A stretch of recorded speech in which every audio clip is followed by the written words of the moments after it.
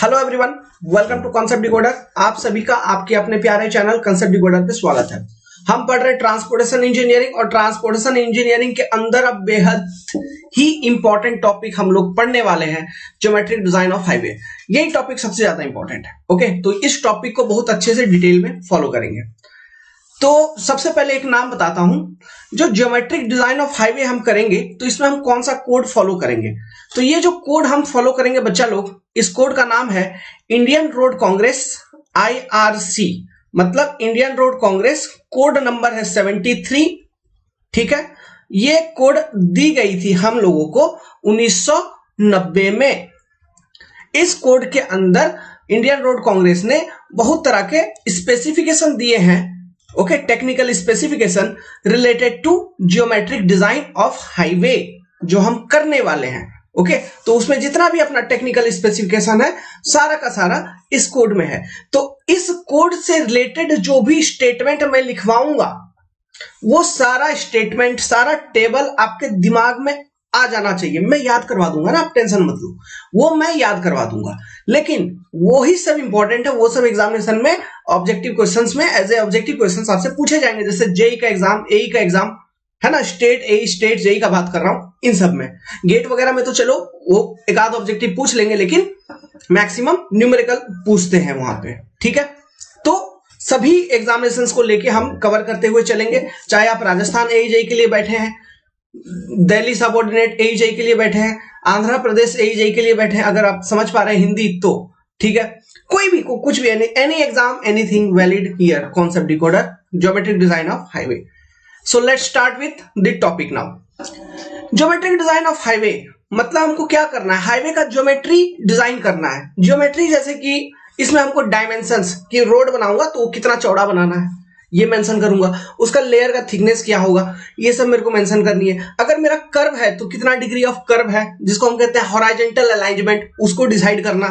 अगर मेरा valley curve या समिट कर्व है, वैली कर्व मतलब नीचे ऐसे गहरा में उतर के ऐसे ऊपर उठता, इसको कहते हैं वैली कर्व। समिट कर्व मतलब ऊपर ऐसे, ठीक है, वो समिट कर्व हो गया, जिसको हम कहते हैं वर्टिकल अलाइनमेंट। तो इन सब चीजों को डिसाइड करना। फिर साइड डिस्टेंसेस एक इंपॉर्टेंट कॉन्सेप्ट होता है कि कोई एक गाड़ी रोड पे चल रही है तो सामने वाले गाड़ी को वो कितने दूर से देख पाता है, ओके, ताकि वो ब्रेक वगैरह सब कुछ लगा पाए। डिफरेंट तरह के साइड डिस्टेंस होते हैं, stopping side distance, overtaking side distance, ये सारा कुछ जो है ना, ये है ज्योमेट्री ऑफ द हाईवे। इसको हमको डिजाइन करना है, इसी चीज को कहेंगे geometric design of highway. Intersection design हो गया, ये सारे कुछ कुछ एलिमेंट्स हैं। एलिमेंट्स के बारे में भी आपसे पूछेगा, ज्योमेट्रिक डिजाइन ऑफ हाईवे का कौन कौन सा एलिमेंट है, सब लिखवाऊंगा। अभी बात मेरा सुनो, पहले आगे चलते हैं।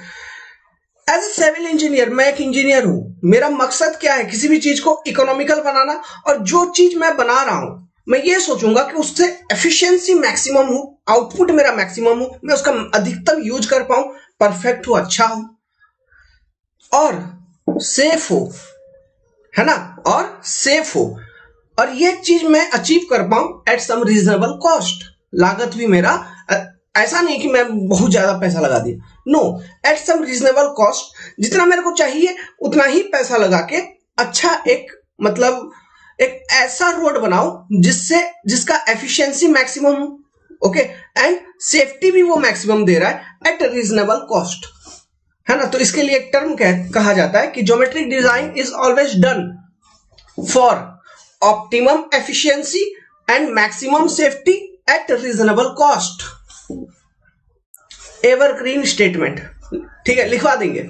ओके, सो ये मेरा मेन ऑब्जेक्टिव है ज्योमेट्रिक डिजाइन का। सो चलिए स्टार्ट करते हैं। ज्योमेट्रिक डिजाइन ऑफ हाईवे आपने लिख लिया, अब मैं आपको लिखवाता हूं कि व्हाट इज इट्स ऑब्जेक्टिव। देखो, मैं ऐसा करता हूं ना कि मैं खुद लिख देता हूं, फिर पढ़ के बता दूंगा, ओके, क्योंकि अभी लिखवाने में चलूंगा तो टाइम लग जाएगा और वीडियो का मेमोरी बहुत ज्यादा हो जाता है। 1 GB का वीडियो फाइल बन रहा है, आधा मतलब 1 घंटे का बना रहा हूं तो 1 GB का बन जा रहा है, अपलोडिंग में बहुत दिक्कत होती है। तो मैं वीडियो को पॉज करके पहले लिख लूंगा, फिर पढ़ के आपको सुना दूंगा, नहीं तो फिर लिखने में टाइम जाएगा। ओके, तो आप नोट्स बना लेना आप उधर से, क्लियर है। नोट्स लेकिन जरूर बनाइए, it is important, I insist you, notes बनाइए, ठीक है। तो लिखना चालू करिए। Geometric design of highway deals with dimension and layout of visual features, मतलब ऐसे फीचर्स जो हमें दिखते हैं रोड के ऊपर, उसका डायमेंशन और उसका लेआउट से ज्योमेट्रिक डिजाइन रिलेटेड है। अब ये विजुअल फीचर्स ऐसे कौन कौन से फीचर्स हैं जो हमें दिखते हैं, जैसे क्रॉस सेक्शन एलिमेंट्स, चौड़ाई कितना होगा, डेप्थ कितना होगा, है ना, कैम्बर क्या है, स्लोप क्या है, ये सब चीज हो गया आपका क्रॉस सेक्शन एलिमेंट्स। ठीक है, तो क्रॉस सेक्शन एलिमेंट्स की डिजाइन होगी। फिर आपका फ्रिक्शन, रोड का फ्रिक्शन वगैरह का डिजाइन होगा। ओके, ये सब चीजें। फिर साइड डिस्टेंसेस, फिर हॉरिजॉन्टल अलाइनमेंट, उसके बाद वर्टिकल अलाइनमेंट, फिर इंटरसेक्शन डिजाइन। ये सारे कुछ इंपॉर्टेंट एलिमेंट्स हैं जिसको हमें डिजाइन करना है। डिजाइन करने से हमें एक बात बहुत ध्यान में रखते हुए चलना है कि जो मेरा डिजाइन हो, ओके, हम डिजाइन करेंगे for achieving the optimum efficiency for traffic movement with maximum safety eight reasonable cost. ठीक है, सो राइट दिस डाउन, इसको नोट कर लीजिए। This is your main concept of geometric design of highways. तो geometric design of highway के अंदर हम सबसे पहला एलिमेंट को स्टडी करेंगे जो कि है अपना क्रॉस सेक्शनल एलिमेंट। ठीक है, तो क्रॉस सेक्शनल एलिमेंट में ऐसे कौन कौन से डिजाइन फीचर्स को हम स्टडी करेंगे, हम उन्हीं फीचर्स को स्टडी करेंगे जो हमको क्रॉस सेक्शन में दिखेंगे। जैसे कि ये मान लो एक रोड का क्रॉस सेक्शन है। ठीक है, तो रोड के क्रॉस सेक्शन पे मेरे को क्या क्या दिख रहा है, ये सबसे पहले तो पेवमेंट दिख रहा है, पेवमेंट जिसके ऊपर आपका रोड चलेगा। तो पेवमेंट का कैरेक्टरिस्टिक्स हम स्टडी करेंगे, इसका डायमेंशन वगैरह स्टडी करेंगे कि इसका विड्थ कितना होना चाहिए, है ना, किस किस तरह का होना चाहिए, सिंगल लेन होता है या 2 लेन होगा, इन सब चीजों को। फिर देखो, जब बरसात की पानी वगैरह होती है, बरसात जब होगी तो बरसात का पानी आएगा, तो हम हमेशा, मेरा ऑब्जेक्टिव क्या है कि रोड के ऊपर जो भी पानी आता है वो ड्रेन आउट हो जाए। तो ड्रेन आउट होने के लिए हमको स्लोप वगैरह प्रोवाइड करना होगा, कैम्बर वगैरह, है ना, जिसको हम कहते हैं क्रॉस स्लोप। तो क्रॉस स्लोप के बारे में स्टडी करेंगे क्योंकि ये सब चीज क्रॉस सेक्शन में है ना। ठीक है, और क्या स्टडी करेंगे, देखो आपने रोड बना के खड़ा कर दिया, रोड बना दिया आपने, कंस्ट्रक्ट कर दिया, अब उसके ऊपर व्हीकल चल रहा है, तो व्हीकल चलेगा तो कुछ दिनों बाद तो रोड खराब हो जाएगी ना, उसमें गड्ढा वड्ढा हो जाएगा, अंडुलेशंस हो जाएंगे, है ना। तो रोड का सरफेस जो पहले इवन था, एक जैसा था स्टार्टिंग में जब आपने रोड बनाया था, अब वो अनइवन हो गया ड्यू टू डिग्स। डिग्स मतलब छोटा छोटा गड्ढा, है ना। तो अनइवननेस ऑफ सरफेस के बारे में पढ़ेंगे। इससे रिलेटेड भी इंडियन रोड कांग्रेस के कुछ गाइडलाइंस हैं, आपने अनइवननेस इंडेक्स का नाम सुना होगा, है ना। तो ये सब चीजें आ जाएंगी आपके क्रॉस सेक्शनल एलिमेंट के ऊपर। ठीक है, शोल्डर वगैरह के बारे में पढ़ेंगे, कैरेज वे के बारे में पढ़ेंगे। ओके, तो ये सारी चीजें हैं जो क्रॉस सेक्शनल एलिमेंट्स में है, जो हम पढ़ेंगे। तो चलिए स्टार्ट करते हैं क्रॉस सेक्शनल एलिमेंट्स को। और सबसे पहला हम स्टडी करते हैं अपना पेवमेंट के बारे में, पेवमेंट सरफेस कैरेक्टरिस्टिक्स। ओके, तो पेवमेंट सरफेस कैरेक्टरिस्टिक्स। अब देखिए, जो पेवमेंट होता है ये हम अलग अलग तरह के बनाते हैं। जैसे कि बिटुमिन वाला रोड बना रहे हैं, फ्लेक्सिबल पेवमेंट, तो उसको हम ब्लैक रोड कहते हैं, ब्लैक पेवमेंट। ओके, या फिर डार्क पेवमेंट। एंड कंक्रीट वाला, आरसीसी वाला जो रोड बनाते हैं, रिजिड पेवमेंट, उसका सरफेस देखो, उसका सतह नियरली अबाउट व्हाइट रहता है, सफेद रहता है, तो हम इसको व्हाइट पेवमेंट कहते हैं। तो ये डार्क कलर, व्हाइट कलर से कुछ रिलेटेड है, तो ये लाइट रिफ्लेक्शन प्रॉपर्टीज को इफेक्ट करता है, तो उससे विजिबिलिटी के ऊपर इफेक्ट होती है ना। वो सब चीजों को स्टडी करेंगे आगे चल के पेवमेंट सरफेस कैरेक्टरिस्टिक्स के अंदर। लेकिन सबसे इंपॉर्टेंट पेवमेंट सरफेस कैरेक्टरिस्टिक क्या आपका है, पहला फ्रिक्शन। फ्रिक्शन मैं कुछ पहले समझाऊंगा, आप उस हिसाब से नोट्स बनाते रहिएगा। फ्रिक्शन का मतलब आप क्या समझते हैं, देखिए ये मान लो आपका रोड है, ओके, और इसके ऊपर कोई एक व्हीकल आपको चलाना है।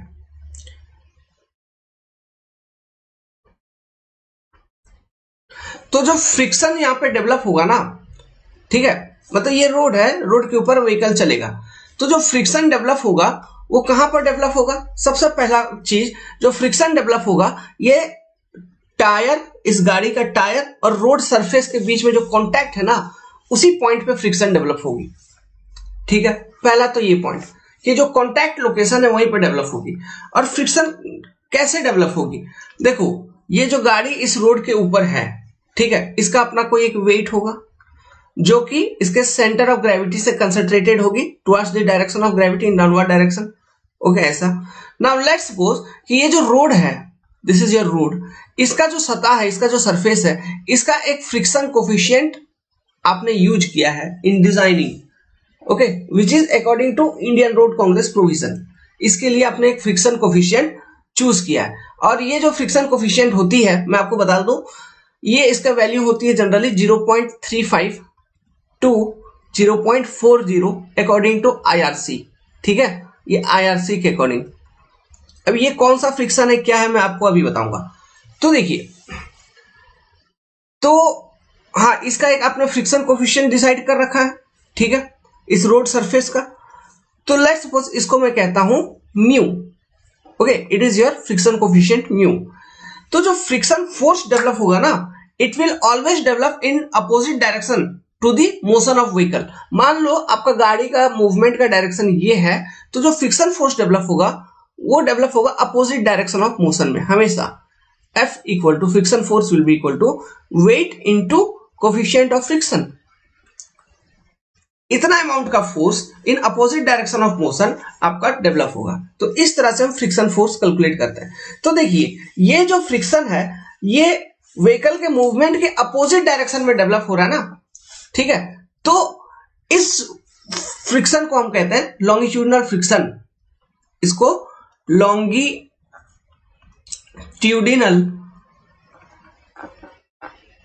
फ्रिक्शन भी कहा जाता है, ठीक है। अब देखो फ्रिक्शन का इंपॉर्टेंस क्या है, व्हाट इज यूज। ये तो फ्रिक्शन के मतलब आप समझ रहे हो, लॉन्गिट्यूडिनल फ्रिक्शन क्या है, ओके।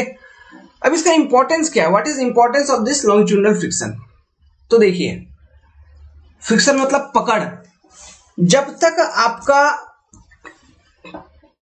व्हीकल का टायर और रोड सरफेस के बीच में अच्छी पकड़ नहीं बनेगी ना, तब तक आपका व्हीकल उस पर चल नहीं पाएगा अच्छे से, उसका मूवमेंट नहीं होगा। सोचो, आप देखे होंगे एक रोड सरफेस है, लेकिन इस रोड सरफेस के ऊपर हुआ क्या, इसके ऊपर ऑयल गिर गया है, तेल, चारों बगल तेल वेल फैला है, ओके। अब इसके ऊपर कोई ट्रक आएगी तो उसका हालत क्या होगा, वो तो स्लिप करेगा ना, इधर उधर मतलब भागेगा। वो क्या अपना सीधा रास्ता बना पाएगा, बना के रख पाएगा, नहीं बना पाएगा, वो इधर उधर फिसल जाएगा गाड़ी। क्यों? क्योंकि इस रोड सरफेस के ऊपर ऑयल गिर जाने के कारण रोड सरफेस थोड़ा स्मूथ हो गया, तो फ्रिक्शन कम हो गया।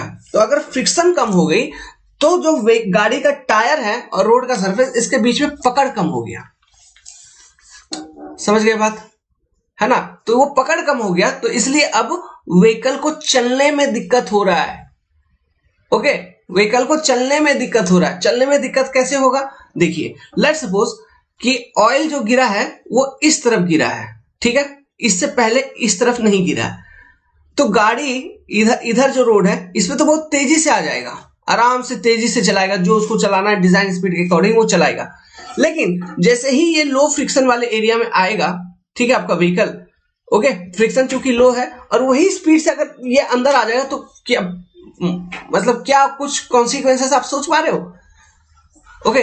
गाड़ी वहां चल ही नहीं पाएगा, वो मतलब वहीं पे घूम के उसका चक्का रोलिंग करने लगेगा, फंस के रह जाएगा, है ना। तो लो फ्रिक्शन अगर है तो वहां पे बहुत धीमे से, मतलब गाड़ी तुम बंद कर दो फिर भी गाड़ी फिसलते हुए कहीं आगे चली जाएगा। समझ रहे क्या। सो फ्रिक्शन आपको किस चीज में हेल्प करता है, friction helps in deciding operating speed of vehicles.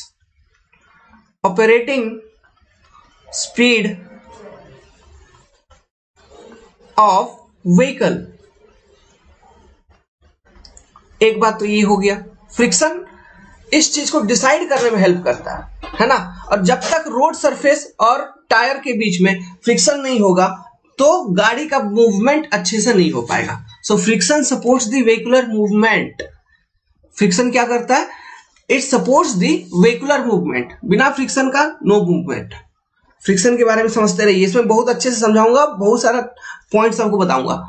अब देखो इसी वाले एग्जांपल में, इसी वाले केस में एक दूसरा एग्जांपल लेते हैं। तो ऑपरेटिंग स्पीड वाला कंडीशन बताया। अब देखो ऐसा है कि ओके, मान लो ये आपका रोड है, ये कोई एक रोड है और आप व्हीकल चला के आ रहे हो, ठीक है। आप अपना फ्री फ्लो में अपना फोर व्हीलर को, जो भी आपके पास व्हीकल है, ट्रक व्रक चला के आ रहे हैं। सडनली क्या हुआ कि कुछ दूर पे आपको एक दिखा, एक कुत्ता, ठीक है, एक कुत्ता आपको दिखा। तो आप उस कुत्ते को बचाने के लिए आप ब्रेक लगाओगे, मतलब ब्रेक लगाओगे। तो जब आप ब्रेक लगाओगे तो क्या आपका गाड़ी वहीं सडनली रुक जाएगा? नहीं, ऐसा होता है कुछ डिस्टेंस ट्रेवल करने के बाद आपका व्हीकल रुकेगा। तो ये जो डिस्टेंसेस है, ठीक है, इसको कहते हैं स्टॉपिंग डिस्टेंस, है ना, कि व्हीकल को रोकने के लिए कितना मिनिमम डिस्टेंस की दरकार पड़ती है, ठीक है। ओके, तो ये सारा डिस्टेंस किसके ऊपर डिपेंड करेगा? फ्रिक्शन के ऊपर डिपेंड करेगा। कैसे? मान लो आपने ब्रेक लगाया, अब रोड और टायर के बीच में फ्रिक्शन अच्छा नहीं है, ठीक है, तो ब्रेक तो लगा दिया लेकिन फ्रिक्शन अच्छा नहीं है, तो गाड़ी वहीं रुकेगा क्या? नहीं, गाड़ी आगे फिसलते चलेगा, गाड़ी आगे फिसलते चलेगा। तो गाड़ी हो सकता है इस पॉइंट पे ना रुक के एकदम इसके सामने रुके, तो मतलब हरदम डर बना रहेगा, समझ रहे हैं? तो ये सब चीज फ्रिक्शन के ऊपर डिपेंड करता है। फिर जैसे आप ब्रेक, मतलब आप इंजन स्टार्ट किए, फिर अपना एक्सेलरेटर दबा रहे हो, ओके, एक्सेलरेटर दबाओगे तो जब तक अगर रोड और टायर के बीच में अच्छा पकड़ नहीं होगा तो पहिया आगे बढ़ेगा क्या? पहिया भी आगे नहीं बढ़ेगा। ओके, सो फ्रिक्शन क्या करता है कि ये आपको कंप्लीटली मोशन को सपोर्ट करता है and it helps in determining operating speed, okay, stopping distance, acceleration distance etcetera, है कि नहीं? फ्रिक्शन के बिना कुछ नहीं। अभी एक चीज मैं आपको और बताता हूं। मान लो कोई एक एरिया में रोड है, अब इस एरिया में हो गई बरसात, इस एरिया में हो गई है बरसात। अब ये रोड भी क्या बिटुमिन वाला नहीं है, मान लो कि जस्ट मिट्टी का रोड है, कोई कंस्ट्रक्शन साइट है, ठीक है, कोई कंस्ट्रक्शन साइट है, वहां पे मिट्टी का रोड है, अर्दन रोड। अब उसमें भी मान लो कि ये रोड अर्दन रोड तो है, उसमें भी सैंड नहीं है, ये पूरा चिकना मिट्टी, क्ले विले है, ठीक है। अब देखो क्या होगा, और ये है पूरा गीला, ओके। तो अब जब इस पे ट्रक चलाओगे, ठीक है, अब जब इस पे ट्रक चलाओगे तो अगर खाली ट्रक है, ट्रक अगर आपका खाली है तो ट्रक इस पे चलेगा ही नहीं, फिसलेगा, ठीक है, ट्रक बहुत फिसलेगा, आप चला ही नहीं पाओगे, चक्का घूमने लगेगा, मतलब राउंड मारने लगेगा आपका चक्का, जो है ना, एक्सीलरेटर दोगे चक्का रिवॉल्व करना शुरू हो जाएगा, चक्का आगे ही नहीं बढ़ पाएगा। क्यों? फ्रिक्शन नहीं है, ग्रिप नहीं है रोड सरफेस और टायर के बीच में। मतलब आप एक्सेलरेशन दे भी रहे हो लेकिन फिर भी आपका चक्का उसी एक ही पॉइंट पे गोल गोल गोल गोल गोल गोल गोल गोल रिवॉल्यूशन मार रहा है, समझ रहे हैं? ठीक है, ये कंस्ट्रक्शन साइट का बात बता रहा हूं, बहुत इंटरव्यू के लिए इंपॉर्टेंट क्वेश्चन। अब ये चीज मेरे को कैसे समझ में आई, देखिए, ज्ञान किसी से भी आप ले सकते हो। ये एक्चुअली हुआ क्या कि मैं कंस्ट्रक्शन साइट पे था, तो जो वहां के ट्रक ड्राइवर्स थे ना, बरसात हो गई, तो मैं अगले दिन बोला, मैं बच्चा था उस वक्त, अगले दिन बोला, अरे आप जाइए ट्रक लेके हाईवा निकालिए और जाइए वहां पे उस सेक्शन पे, उस चेनेज पे फिलिंग करना है, मिट्टी भरना है, हाँ, मशीन चलाओ, ऑन करो। तो हाईवा वाला सब बोल रहा है कि सर नहीं चलेगा मेरा गाड़ी। मैं बोला क्यों नहीं चलेगा भाई, जब रोड है सब है तो गाड़ी चलाने में तुमको क्या दिक्कत है? बोला नहीं चलेगा तो नहीं चलेगा, हम नहीं चलाएंगे, गाड़ी स्लिप करेगा, ये करेगा वो करेगा। चलो स्लिप बचपन में मैंने कभी सुना था, हाँ हो सकता है, बरसात है, पानी है, स्लिप करेगा, ये करेगा वो करेगा, हाँ हो सकता है, फिर भी उसका एक्यूरेट रीजन मेरे को पता नहीं था। तो फिर मैंने क्या किया, मैंने बोला चलिए खाली गाड़ी लेके चलते हैं, स्लिप करेगा कि नहीं करेगा देखते हैं। तो सच में लेके गया और गाड़ी फिर स्लिप किया, ओके, गाड़ी स्लिप किया, चक्का एक ही जगह पे घूमना शुरू हो गया, गाड़ी वहीं फंस गया। फिर हमको बुलाना पड़ा हाइड्रा लेके आए, फिर वो हाईवा को वहां से निकलवाए। फिर जब रोड थोड़ा सा सूखा, थोड़ा सा क्या मतलब 2 घंटा हुआ, उसके बाद भी वो लोग बोल रहे थे कि अब नहीं चलाएंगे। तो फिर मेरा दिमाग में उस समय ये आया कि ये तो एक्चुअली ये ग्रिप नहीं ले पा रहा है, इस टायर और इसके बीच में ग्रिप नहीं हो पा रहा है, इसलिए फ्रिक्शन फोर्स यहाँ पे कम हो जा रहा है। अल्टीमेटली क्या हो रहा है, मतलब खाली गाड़ी है ना, तो फ्रिक्शन का फोर्स जो है कम हो जा रहा है, इसलिए ज्यादा फ्रिक्शन फोर्स नहीं मिल पा रहा है, तो मोशन को सपोर्ट नहीं हो पा रहा है, गाड़ी वहीं की वहीं रह जा रही है, एक ही जगह पे उसका पहिया राउंड राउंड कर रहा है। लेकिन इसी गाड़ी को अगर मैं लोडेड गाड़ी भेजूं, ठीक है, अगर मैं लोडेड गाड़ी भेजूं, एक सेट 10-20 हाइवा थे, तो 20 हाइवा में एक ही बार लोड लगा के भेज दूं, तो जो अर्दन रोड का जो रोड है उसके अराउंड एक रास्ता जैसा बन जाएगा, मतलब 20 हाइवा एक ही साथ निकल रहा है लोड लेके, तो समझ रहे हो। और लोडेड गाड़ी का चक्का आपका स्लिप नहीं मारेगा या फिर रिवॉल्व नहीं करेगा, क्यों? फ्रिक्शन फोर्स बढ़ गया ना। फ्रिक्शन फोर्स क्या होता है, देखो, जो भी आपका फ्रिक्शन कोफिशिएंट है ना, ये आपका गाड़ी है, मान लो इसका एक वेट है, तो अब लोडिंग करने के बाद इसका वेट ऑब्वियसली बढ़ जाएगा गाड़ी का। तो ये जो मिट्टी है इसका फ्रिक्शन कोफिशिएंट मान लो कुछ था, लेकिन अभी बरसात वरसात होने के कारण कुछ अमाउंट कम गया, ठीक है। लेट्स सपोज वो अब वही जो एक्टिंग फ्रिक्शन है यहाँ पे म्यू इंटू डब्ल्यू, लेकिन ये डब्ल्यू वाला कंपोनेंट तो आपने बढ़ा दिया, तो ओवरऑल फ्रिक्शन फोर्स जो है वो तो बढ़ जाएगा, तो ये व्हीकल के मूवमेंट को अब दिक्कत नहीं होगी। तो लोडेड गाड़ी, ध्यान रखना, जल्दी स्लिप नहीं करेगा, है ना। इसलिए कोई भी साइट इंजीनियर वगैरह कहीं काम कर रहे हो कंस्ट्रक्शन फील्ड पे, तो हमेशा खाली गाड़ी, बरसात वरसात होने के बाद खाली गाड़ी नहीं भेजिए, गाड़ी कहीं भी फंस जाएगा, गाड़ी को लोड लेके भेजिए, गाड़ी नहीं फंसेगा। ओके, तो यही चीज है फ्रिक्शन। तो फ्रिक्शन बहुत इंपॉर्टेंट और कमाल का चीज है, तो ये कंप्लीट मोशन को सपोर्ट करता है। ओके, अब देखिए ये फ्रिक्शन दो तरह की होती है। एक होता है आपका कौन सा फ्रिक्शन, जैसे एक रोड है, इस रोड पे व्हीकल को आगे चलने के लिए, मतलब व्हीकल चलेगा मतलब ये पहिया को रोल करना है ना, तो इसको हम रोलिंग फ्रिक्शन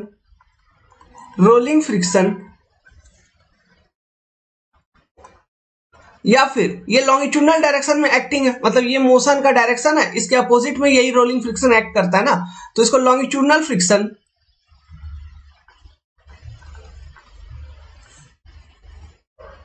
इसका और एक टर्म है, वो किस बेसिस पे, देखो, जैसे कि ये रोड पे व्हीकल चला रहे हो, जब तुम ब्रेक लगाओगे चक्का को रोकने के लिए, है ना, तो वो गाड़ी सडनली उसी जगह पे रुक जाएगा, उस पर्टिकुलर जगह पे नहीं रुकेगी, वो कुछ डिस्टेंस तक आगे जाएगी स्किड करते हुए, फिर जाके रुकेगी। ये स्किड क्या है, स्लिप क्या है, ये सब चीज अभी बहुत डिटेल में समझाऊंगा, है ना। तो स्किड करते हुए जाएगी फिर रुकेगी कंप्लीटली, तो इसको इसलिए हम कहते हैं स्किड रेजिस्टेंस। ओके, क्यों? इसको रोकने में कौन मदद कर रहा है आपको, बेसिकली वो फ्रिक्शन ही वो चीज है जो इसको रोकने में मदद कर रहा है, समझ में आया? तो इसलिए इसको हम स्किड रेजिस्टेंस भी कहते हैं। क्लियर? तो ये तीनों चीज एक ही चीज है, मतलब ये तीनों अलग अलग नाम एक ही चीज है, रोलिंग फ्रिक्शन, लॉन्गिट्यूडनल फ्रिक्शन या फिर स्किड रेजिस्टेंस। स्किड फ्रिक्शन नहीं, स्किड रेजिस्टेंस, ठीक है। अब according to IRC the coefficient for rolling friction, longitudinal friction या फिर skid resistance depending on various design speed of the pavement should be taken between 0.35 से लेके 0.40, इसी रेंज में इसकी कोफिशिएंट होती है हाईवे डिजाइन के लिए, चाहे कोई भी पेवमेंट हो, चाहे रिजिड हो या फ्लेक्सिबल पेवमेंट। समझ रहे हो? इस बात को ध्यान रखना। अब और एक तरह का फ्रिक्शन आता है आपका हॉराइजेंटल कर्व के ऊपर, ठीक है। जो हॉराइजेंटल कर्व होती है वहां पे और एक तरह का फ्रिक्शन एक्ट करता है। देखो ये कर्व है, मान लो हॉराइजेंटल कर्व, इसके ऊपर आपको गाड़ी चलानी है, तो हॉराइजेंटल कर्व के ऊपर जब व्हीकल चलता है तो आप जानते हैं व्हीकल को आउटर डायरेक्शन में एक फोर्स पुल करते रहता है, सेंट्रीफ्यूगल फोर्स।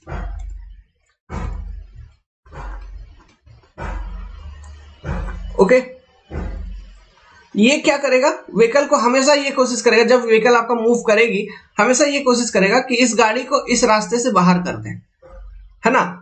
लेकिन जनरली गाड़ी बाहर होता है क्या? नहीं, हम कर्व को कुछ इस तरह से डिजाइन करते हैं, क्या प्रोवाइड करके, हम सुपर एलिवेशन प्रोवाइड करते हैं, सब रीजन आपको पता चलेगा। सुपर एलिवेशन प्रोवाइड करते हैं, प्लस इस रोड का लैटरल फ्रिक्शन कोफिशिएंट यहाँ पे एज ए रेजिस्टिंग फोर्स काम करता है, जिस कारण से आपका जो ये व्हीकल है अपना रास्ता को नहीं छोड़ के अपने ओरिजिनल रास्ते पे रहता है। ऐसा नहीं होता है कि व्हीकल बाहर निकल जाए, फेंका जाए, कभी कभी होता है बहुत हाई स्पीड पे जब फ्रिक्शन कम हो जाता है, एकदम लैटरल कोफिशिएंट ऑफ फ्रिक्शन की वैल्यू कम हो गई है ना, वो फ्रिक्शन वहां पे काम ही नहीं आया, तो ऐसे केसेस में बाहर फेंका जाता है।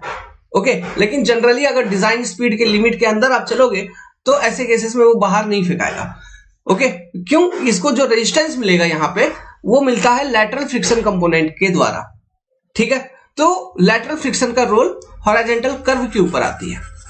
ठीक है, और लैटरल फ्रिक्शन कोफिशिएंट का वैल्यू को भी आईआरसी ने फिक्स करके रखा है, उसका वैल्यू है 0.15। ये सब वैल्यू जो बता रहा हूं ये सब ध्यान रखने वाली बात है, एग्जामिनेशन में आपसे पूछेंगे, इन सब चीजों को डिटेल में एक्सप्लेन करेंगे, आप टेंशन मत लीजिए, बस समझते रहिए, धीरे धीरे प्यार से समझते रहिए। ओके, तो चलिए अब फ्रिक्शन के बारे में कुछ लिखते हैं।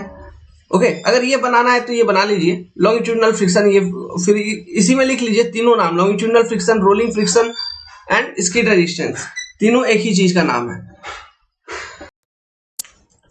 लिखिए फ्रिक्शन के बारे में, friction is important factor which helps in determining operating speed of vehicle and distance required while stopping and accelerating vehicle. Okay, next point लिखिए, if there is lack of friction, there is lack of adequate friction, अगर आपका proper friction नहीं मिल रहा है, ठीक है, road surface के ऊपर, तो क्या होगा? If there is lack of adequate friction, then there is chances of skidding and slipping of tire।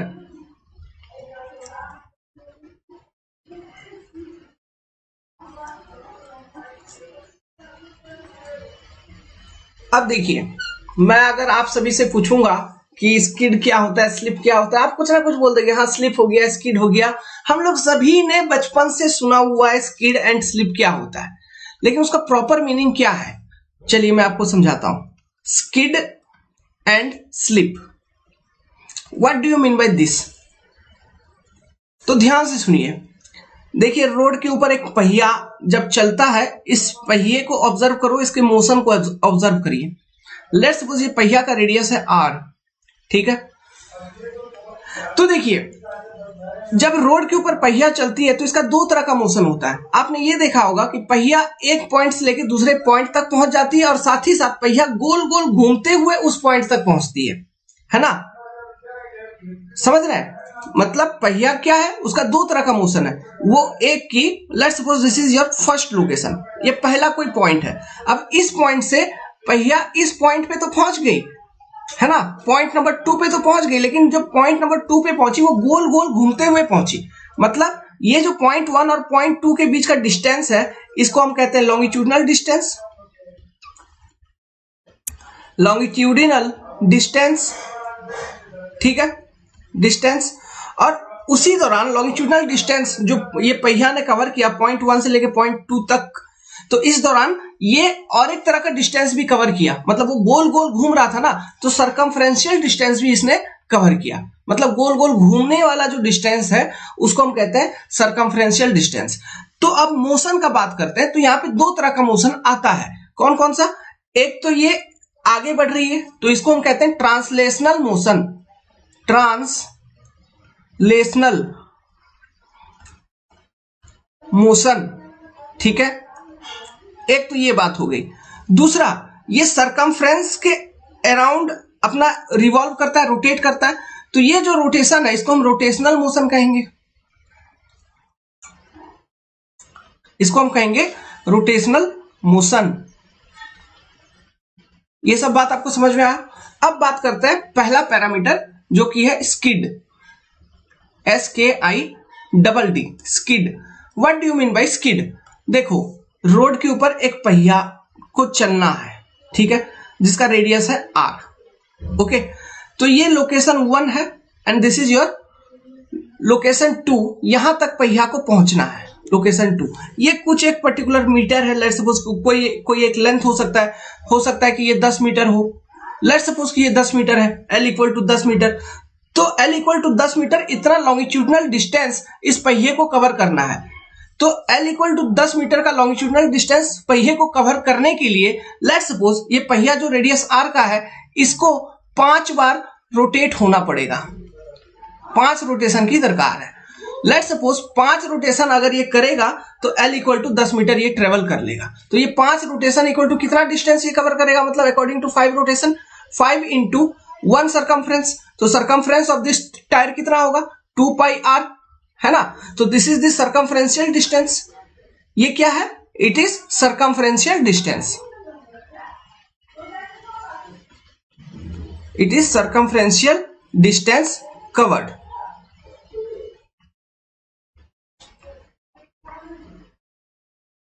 Okay तो मैंने अभी क्या बोला कि ये पहिया है कोई एक रेडियस r का, इस पहिए को 10 मीटर कवर करना है, ठीक है। तो इस पहिए को 10 मीटर कवर करने के लिए इसको जरूरत है, जो भी रेडियस का इसको जरूरत है ये 5 रोटेशन की। ओके तो अगर ये कंडीशन सेटिस्फाई हो रहा है, ओके ये कंडीशन कहने का मतलब है if longitudinal distance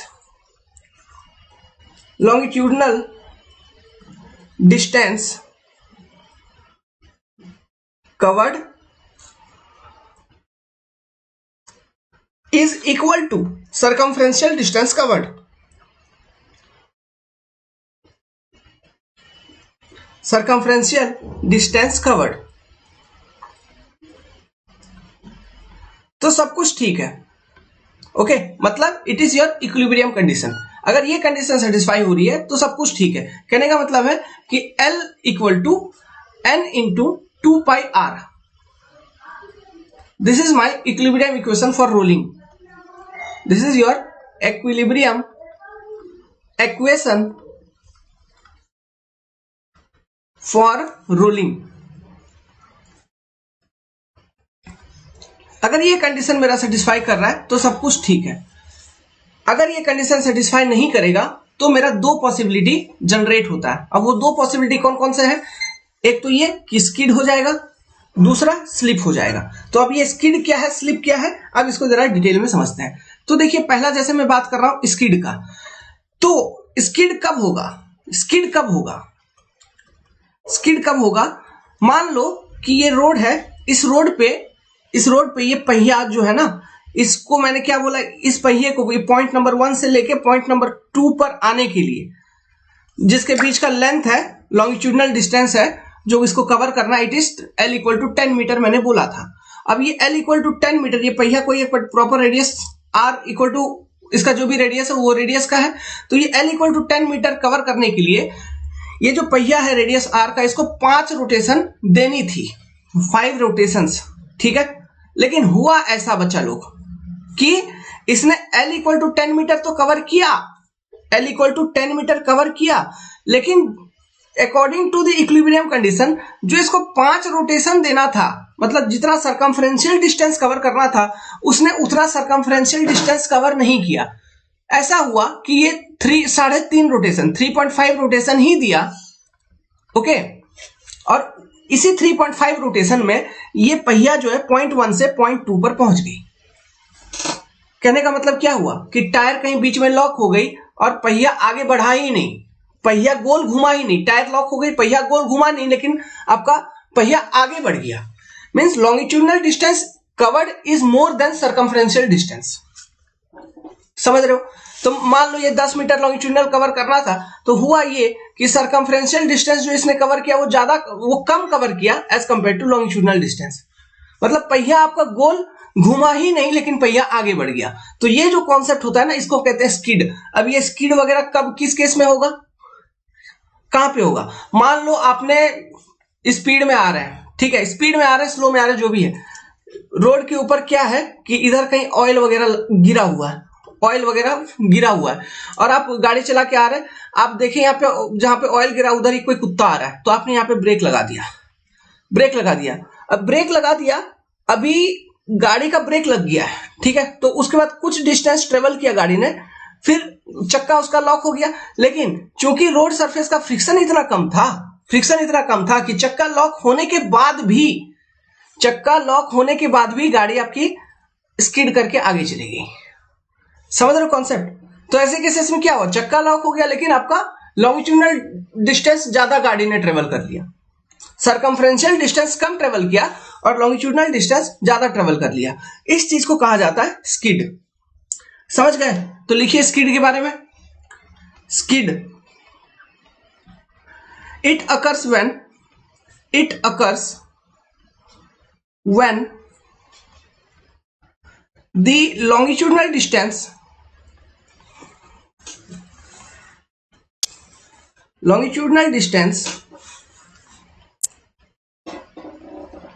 traveled by या फिर covered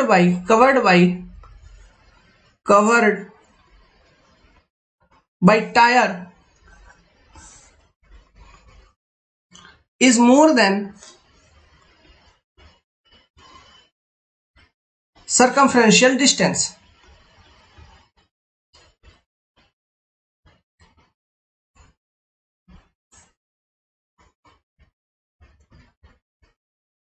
ओके इसको कहते हैं स्किड। तो इसका मतलब क्या हुआ, that is we can say that यहां पे कि ट्रांसलेशनल मोशन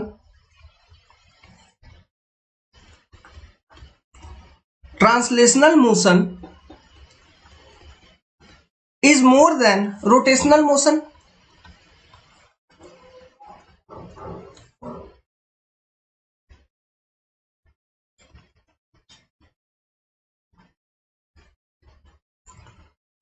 है कि नहीं। इसका मतलब हम यही कहेंगे कि translational motion is more than your rotational motion. Okay this is your skid. अब मान लो कि एक स्ट्रेट रोड है, सीधा रोड है, इस रोड पे व्हीकल चल रही है, गाड़ी एक चलते हुए आ रहा है, ठीक है। तो ये गाड़ी का टायर चलते हुए आ रहा है, मान लो ड्राइवर ने ब्रेक लगाया, तो ब्रेक लगाने से ही क्या होता है, देखिए ये सब चीज को फील करिए। चक्का का जो चक्का गोल गोल घूम रहा था वो गोल गोल घूमना कम होना शुरू हो जाता है क्या, है ना। तो जिस एक फोर्स होता है उसको हम कहते हैं ब्रेकिंग फोर्स। हम एक फोर्स के साथ चक्का को लॉक करने का कोशिश कर रहे हैं, उसका रोटेशनल मोशन को कम करने का कोशिश कर रहे हैं, ठीक है। तो वो धीरे धीरे उसका रोटेशनल मोशन कम हो जाएगा। ओके तो एक टाइम होगी जब बिल्कुल भी रोटेशनल मोशन नहीं होगा और गाड़ी आके खड़ा हो जाएगी। समझ गए, ठीक है। ये चीज होता है ब्रेकिंग का कॉन्सेप्ट। लेकिन अभी ये मान लो कि ऐसा है कि जिस सरफेस के ऊपर ये गाड़ी चल रही है उस सरफेस का फ्रिक्शन काफी कम है, तो आपने एक फोर्स अप्लाई किया ब्रेक लगाने के लिए, है ना, जिसको हम कहेंगे ब्रेकिंग फोर्स। तो वो फोर्स अप्लाई किया तो चक्का का सरकमफ्रेंशियल मोशन या फिर रोटेशनल मोशन ये कम होना शुरू हो गया या फिर कम होने लगा, लेकिन फ्रिक्शन रेजिस्टेंस काफी कम है इस सरफेस का, इसलिए क्या होगा, ये पॉसिबिलिटी है कि चक्का स्किड कर जाएगा। ठीक है, चक्का क्या होगा, स्किड कर जाएगा, वो रुकेगा नहीं क्योंकि वहां फ्रिक्शन रेजिस्टेंस कम है। सो जनरली कॉन्सेप्ट अपना ये है कि प्रॉपर ब्रेकिंग का और स्किड ना हो, इसलिए हम ये कहते हैं कि जो सरफेस का फ्रिक्शनल रेजिस्टेंस है ना ये अधिक होना चाहिए देन ब्रेकिंग फोर्स। तो ऐसे केसेस में चक्का आपका स्किड नहीं करेगा। समझ गए। यही देखो कहां पे, जहां बरसात हुई है ऐसे कंडीशन पे, या फिर ऑयल वगैरह जहां पर है वहां पर जाके आप ब्रेक लगाओगे तो चक्का स्किड कर जाएगा। समझ रहा है, वहां पे चक्का स्किड कर जाएगा क्योंकि वहां फ्रिक्शन रेजिस्टेंस काफी कम है। लेकिन कोई नॉर्मल वाला सरफेस है जहां पे कोई ऑयल वगैरह नहीं गिरा है और फ्रिक्शन भी प्रॉपर है, वहां ब्रेक लगाएंगे तो फ्रिक्शनल रेजिस्टेंस चूंकि आपको प्रॉपर मिल रही है तो कुछ ही दूर में या फिर तुरंत ही जल्दी ही आपकी गाड़ी रुक जाएगी। लेकिन वेट सरफेस के ऊपर या फिर surface having low frictional resistance, उस सरफेस के ऊपर आपका चक्का रुकेगा नहीं, वहां पे स्किडिंग वाला कॉन्सेप्ट आता है। समझ गए। तो हम ये लिख सकते हैं। तो ये हुआ मतलब कौन सा रोड पे, ये मतलब नॉर्मल रोड पे ब्रेकिंग वाला कॉन्सेप्ट हो गया। और दूसरा तरह का स्किड आपका कहां पे होता है, जब आपका व्हीकल एक हॉरिजॉन्टल कर्व के ऊपर मूव करती है। ठीक है, हॉरिजॉन्टल कर्व के ऊपर जब आपका गाड़ी मूव करता है, ओके, कोई पर्टिकुलर स्पीड के साथ, तो हॉरिजॉन्टल कर्व में एक कॉन्सेप्ट आती है सेंट्रीफ्यूगल फोर्स की। ओके, सेंट्रीफ्यूगल फोर्स क्या करता है, गाड़ी को कर्व से बाहर धकेलने का कोशिश करता है। समझ गए, लैटरल डायरेक्शन में। किस डायरेक्शन में? लैटरल डायरेक्शन में। मतलब इस डायरेक्शन में गाड़ी चल रही है तो फोर्स इस डायरेक्शन में लग रहा है, मतलब गाड़ी को अपने रास्ते से भटकाने का कोशिश करता है सेंट्रीफ्यूगल फोर्स, ऐसा लेके चलो।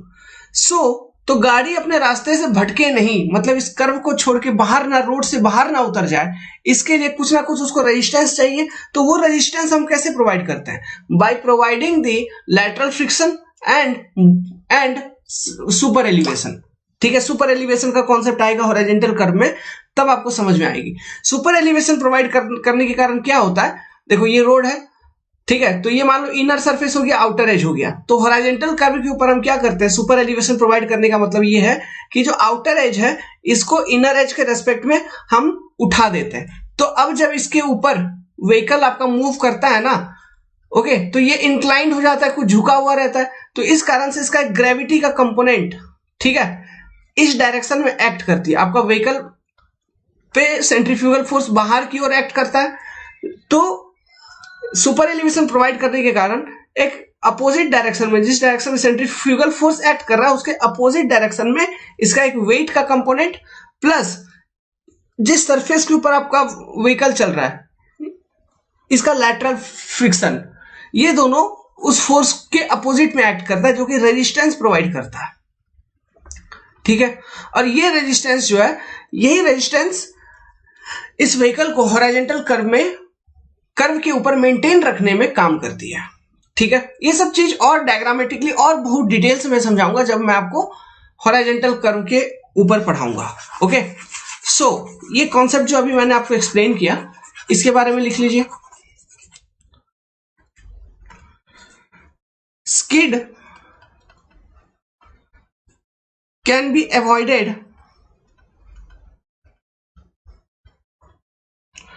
if frictional resistance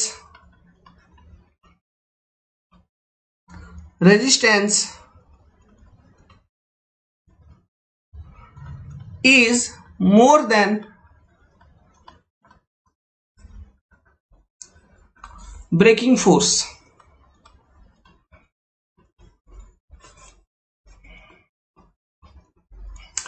एक नोट बना के लिखिए, ये सब ऑब्जेक्टिव क्वेश्चन में पूछेगा, ध्यान रखिएगा।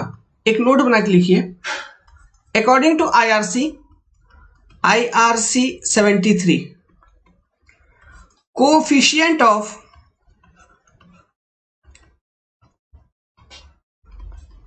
स्किड रेजिस्टेंस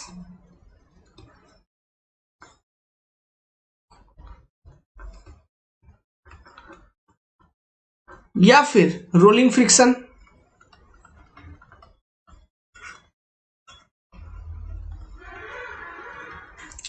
या फिर लॉन्गिट्यूडनल फ्रिक्शन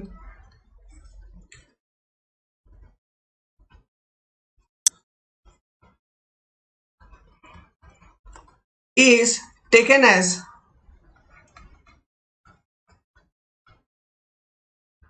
(0.35 to 0.40। ठीक है, 0.35 से 0.40। आगे लिखिए next point, on horizontal curve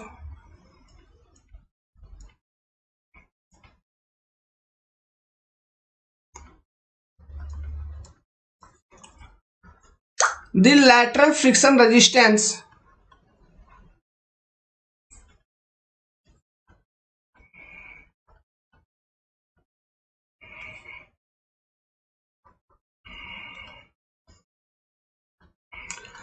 comes in picture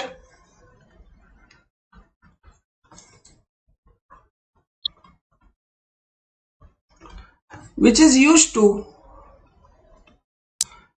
used in, ऐसे लिखिए, which is used in design of horizontal curve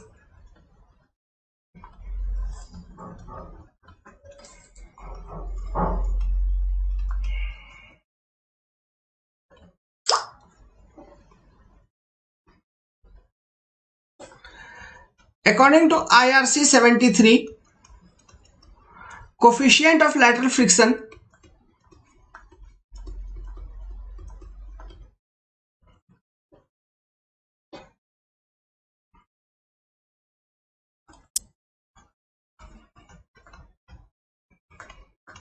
is considered as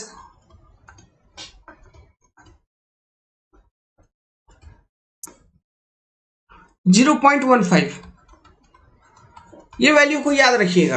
और लैटरल फ्रिक्शन का यूज केवल हॉरिजॉन्टल कर्व के डिजाइन में होता है, ठीक है, और कहीं उसका यूज नहीं है, only and only horizontal curve के ऊपर, ताकि जो गाड़ी है, जो व्हीकल हॉरिजॉन्टल कर्व के ऊपर मूव कर रही है, जो मोशन में है, वो अपना रास्ता ना भटक जाए। अगर रास्ता भटक जाएगा तो क्या होगा, रोड से उतर जाएगा तो एक्सीडेंट हो सकता है, जो कि बहुत ही खतरनाक होता है।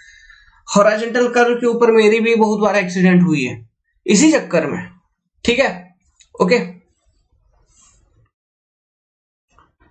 सो यहां पर मैंने आपको दो चीज एक्सप्लेन किया, दो तरह का स्किड तो बताया, लेकिन स्किड भी मैं आपको दो तरह का बताया। एक स्किड क्या, एक स्किड बताया लॉन्गिट्यूडनल स्किड, मतलब जो नॉर्मल रास्ते पे होता है। दूसरा मैंने बताया हॉरिजॉन्टल कर्व के ऊपर जो लैटरल स्किडिंग हो सकता है, ठीक है। ये नॉर्मल स्किडिंग, नॉर्मल स्किड, और ये है lateral skid, lateral skid. Lateral skid आपका होता है कहां पे, हॉरिजॉन्टल कर्व के ऊपर।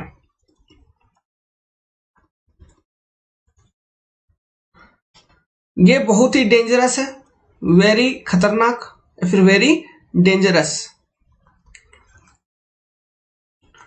वेरी डेंजरस क्यों है, it distract the path of vehicle, road से नीचे उतार देगा। गाड़ी को, ओके। सो अगर पाथ ऑफ व्हीकल को ये डिस्ट्रैक्ट कर रहा है, गाड़ी को रोड से नीचे उतार देगा, सो इस चीज से बचाने के लिए हमें कुछ ना कुछ रेजिस्टेंस वहां पे ऑफर करना है। सो यहाँ पे गेम प्ले होता है या फिर रोल प्ले होता है लैटरल फ्रिक्शन की।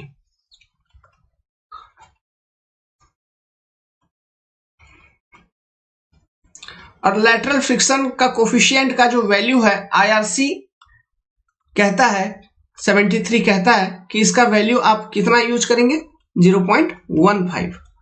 और नॉर्मल फ्रिक्शन जो कि नॉर्मल रोड पे ब्रेकिंग वगैरह लगाने में इसका रोल होता है, इसका जो फ्रिक्शन का कोफिशिएंट आप चूज करोगे 0.35 से लेके 0.40, सब कुछ याद रह जाएगा, समझ गए। बहुत सारे ऑब्जेक्टिव यहीं से पूछ लेंगे, ओके। चलिए अब आगे चलते हैं विषय के अंदर, सब्जेक्ट के अंदर। अब हम देखते हैं स्लिप क्या होता है। स्लिप, तो जैसा कि अभी अभी हमने देखा कि पहिए का दो तरह का मोशन है, कौन सा, एक तो है ट्रांसलेशन मोशन, दूसरा है रोटेशनल मोशन। ट्रांसलेशनल मोशन और दूसरी कौन थी, रोटेशनल मोशन।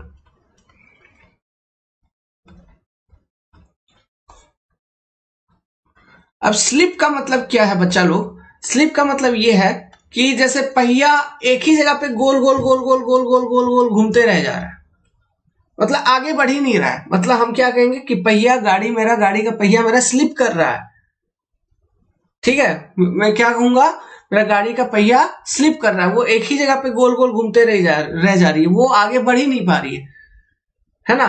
तो स्लिप ना हो, स्किड ना हो, इन सभी के लिए हमारे पास सरफेस पे प्रॉपर फ्रिक्शन होना चाहिए। अब स्लिप क्यों हो रहा है, क्योंकि उसको आप एक्सेलरेशन दबा रहे हैं, एक्सेलेटर दबा रहे हैं, लेकिन चक्का और रोड सरफेस उतना पकड़ नहीं बना पा रहा है कि वो पहिया आगे बढ़ पाए। क्यों, क्योंकि सरफेस का फ्रिक्शन काफी कम है। अब ये कैसे कंडीशन में हो सकता है, अगर मान लो बरसात हो गई है, जैसे मैंने बोला था वेट सरफेस, ओके, तो वहां पे फिर फ्रिक्शन रेजिस्टेंस कम होगा। अब वेट सरफेस के केस में, ठीक है, अब मेरे को ये बताओ, वेट सरफेस है तो ऐसे केसेस में मान लो फ्रिक्शन रेजिस्टेंस कम हो चुका है, तो मुझे क्या करना होगा, मैं खाली गाड़ी ना लेके जाऊंगा, मैं लोडेड व्हीकल लेके जाऊंगा। क्यों, फिर उससे फ्रिक्शन रेजिस्टेंस बढ़ जाएगा, थोड़ा सा तो बढ़ेगा। तो जितना प्रॉब्लम खाली गाड़ी को चलने में होता है वो ज्यादा स्लिप करेगा, लेकिन लोडेड वाला जो गाड़ी होगा ना वो कम स्लिप करेगा। समझ में आ रहा है, loaded vehicle will slip less, लेकिन खाली गाड़ी ज्यादा स्लिप करेगा, ओके। तो स्लिप का मतलब यही होगा। फिर हम ये कह सकते हैं सिंपली कि इफ रोटेशनल मोशन, या फिर ऐसे लिखिए, if circumferential distance travelled is more then longitudinal distance, if circumferential distance traveled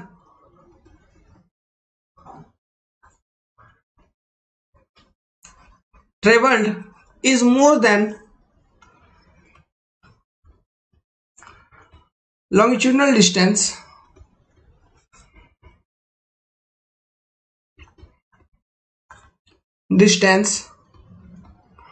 तो हम कहेंगे slip occurs, slip of tyre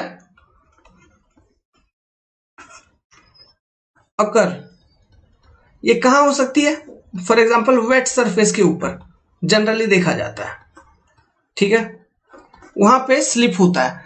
तो circumferential distance travelled is more, मतलब वो ज्यादा गोल गोल घूम रहा है और जितना लंबा उसको जाना था वो उतना कवर नहीं कर रहा है, बस गोल गोल घूम रही है ज्यादा, है ना। और बहुत ज्यादा गोल गोल चक्कर रिवॉल्व कर रहा है, लेकिन जितना रिवॉल्व कर रहा है उसके रेस्पेक्ट में, उसके करस्पॉन्डिंग वो उतना आगे नहीं बढ़ रही है गाड़ी आपकी। समझ रहे हो पिक्चर? इस चीज को हम कहते हैं स्लिप।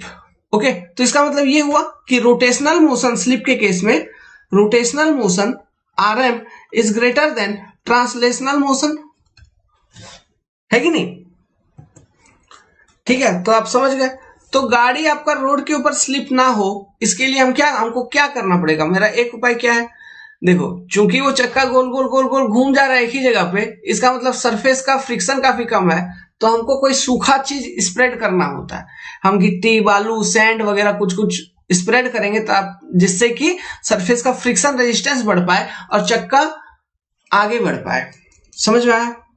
ओके, तो इस तरह से आपका फ्रिक्शन मदद करता है गाड़ी के मूवमेंट में। तो सोच लो फ्रिक्शन कितना बड़ा चीज है। अगर फ्रिक्शन नहीं तो गाड़ी का मूवमेंट प्रॉपरली होगा नहीं। अब ये जो फ्रिक्शन है ये बहुत सारे अलग अलग चीजों पे डिपेंड करता है।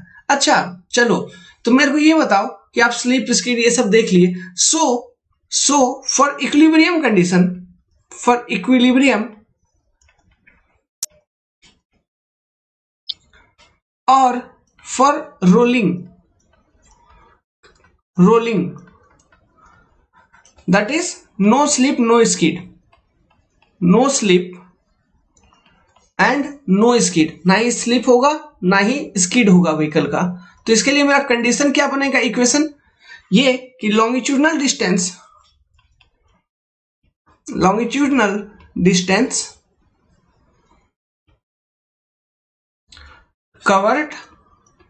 covered by tire must be equal to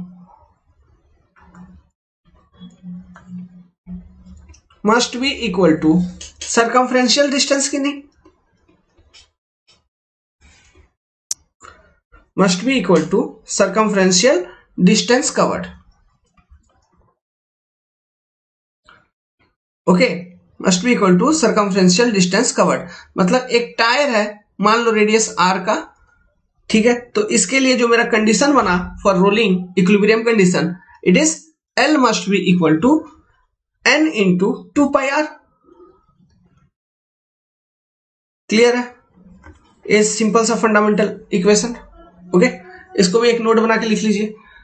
चलिए अब एक इंपॉर्टेंट शॉर्ट नोट्स और, कि ऐसे कौन कौन से फैक्टर हैं जो फ्रिक्शन को अफेक्ट करेंगे। फैक्टर अफेक्टिंग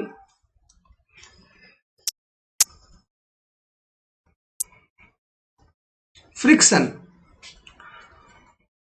ऐसे कौन कौन से फैक्टर हैं जो फ्रिक्शन को अफेक्ट करेंगे। पहला फैक्टर ये कि किस तरह का पेवमेंट है, type of pavement. Type of pavement कहने का मतलब है जैसे कि आपका फ्लेक्सिबल या फिर रिजिड,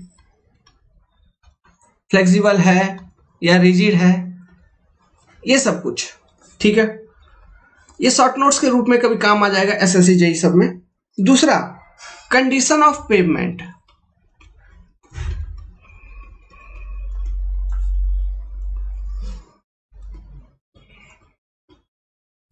कंडीशन ऑफ पेवमेंट कहने का मतलब है कि पेवमेंट आपका ड्राई है और वेट है ना, ये सब चीज।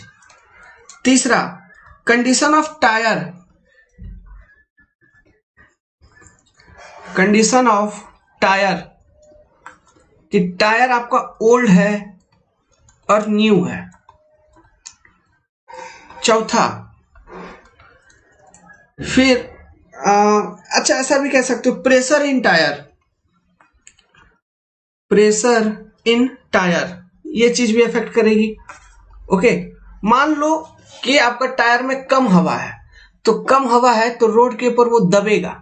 रोड के ऊपर अगर दबेगा मतलब रोड और टायर के बीच में कॉन्टैक्ट एरिया बढ़ेगी, तो कॉन्टैक्ट एरिया बढ़ेगी तो फ्रिक्शन रेजिस्टेंस बढ़ेगा, तो गाड़ी अच्छे से चलेगी। आपका टायर जो है ना वो रोड छोड़ेगा नहीं, मतलब रोड से उतरने का चांसेस कम होगा, है ना, मतलब एक्सीडेंट नहीं होगा जल्दी। लेकिन अगर वही, हाँ लेकिन इस केस में स्पीड उतना ज्यादा स्पीड आपका नहीं भागेगा। आप मोटरसाइकिल भी देखे होंगे, अगर हवा कम है तो उतना स्पीड नहीं भागेगा, लेकिन रोड को पकड़ के चलेगा, भागेगा नहीं इधर उधर गाड़ी। लेकिन अगर वही हवा ज्यादा आपने भर दिया है तो कॉन्टैक्ट एरिया चूंकि कम हो जाता है रोड और टायर सरफेस के बीच में, इसलिए फ्रिक्शन रेजिस्टेंस कम है और इसलिए गाड़ी तेजी से भागती है। लेकिन ऐसे केसेस में क्या है, गाड़ी रोड को छोड़ देती है, छोड़ने का चांसेस भी होता है ना, मतलब आपका एक्सीडेंट हो सकता है। इसलिए प्रेशर को बहुत ज्यादा नहीं भरिए, कभी भी मीडियम प्रेशर पे रखिए टायर के अंदर। टायर प्रेशर भी अफेक्ट करता है, कैसे, कॉन्टैक्ट एरिया को बढ़ा देता है, कमा देता है। ऑन बेसिस ऑफ दिस आपका फ्रिक्शन जो है ना वो कम और बढ़ जाती है। ओके, और एक पॉइंट आप ये लिख सकते हैं, speed and load of vehicle, speed and load of the vehicle. अगर लोड ज्यादा है तो ये फ्रिक्शन रेजिस्टेंस आपको ज्यादा मिलेगा, ठीक है। लोड ज्यादा है, फ्रिक्शन रेजिस्टेंस ज्यादा मिलेगा, मतलब गाड़ी जो है ना रोड को पकड़ के चलेगी, भागेगी नहीं इधर उधर। इधर उधर भागने का मतलब है स्लिप स्किड ये सब होने का चांसेस कम होगा लोडेड व्हीकल के लिए। Okay,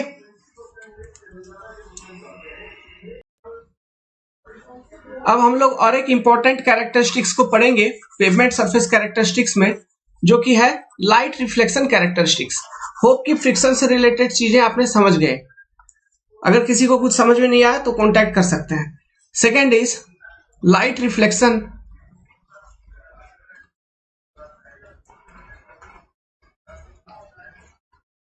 characteristic.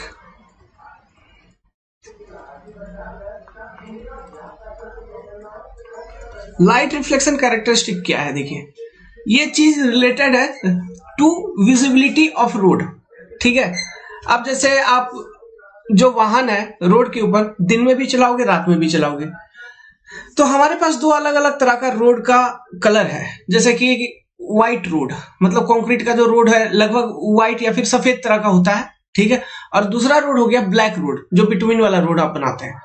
तो व्हाइट रोड में क्या होता है, विजिबिलिटी, नाइट टाइम विजिबिलिटी तो बहुत अच्छी होती है, लेकिन दिन के समय आंखों पे काफी चमक आती है व्हाइट रोड से, ग्लेयर इफेक्ट, है ना, ग्लेयर काफी ज्यादा होता है, जिस कारण से ड्राइवर को व्हीकल चलाने में प्रॉब्लम होती है। लेकिन नाइट टाइम में बहुत अच्छा विजिबिलिटी मिलता है। लेकिन वही ब्लैक रोड का विजिबिलिटी नाइट में बहुत खराब मिलती है, लेकिन दिन में उसका कोई ग्लेयर इफेक्ट नहीं है। मतलब दिन में ड्राइवर इजीली बहुत अच्छे से बिटुमिन वाले रोड पे गाड़ी चला पाता है, क्योंकि उसको रोड भी क्लियर कट विजिबल रोड भी है और ग्लेयर इफेक्ट वगैरह भी नहीं होता है, मतलब आंखों पे किसी तरह का चमक नहीं आएगा, समझ रहे हैं।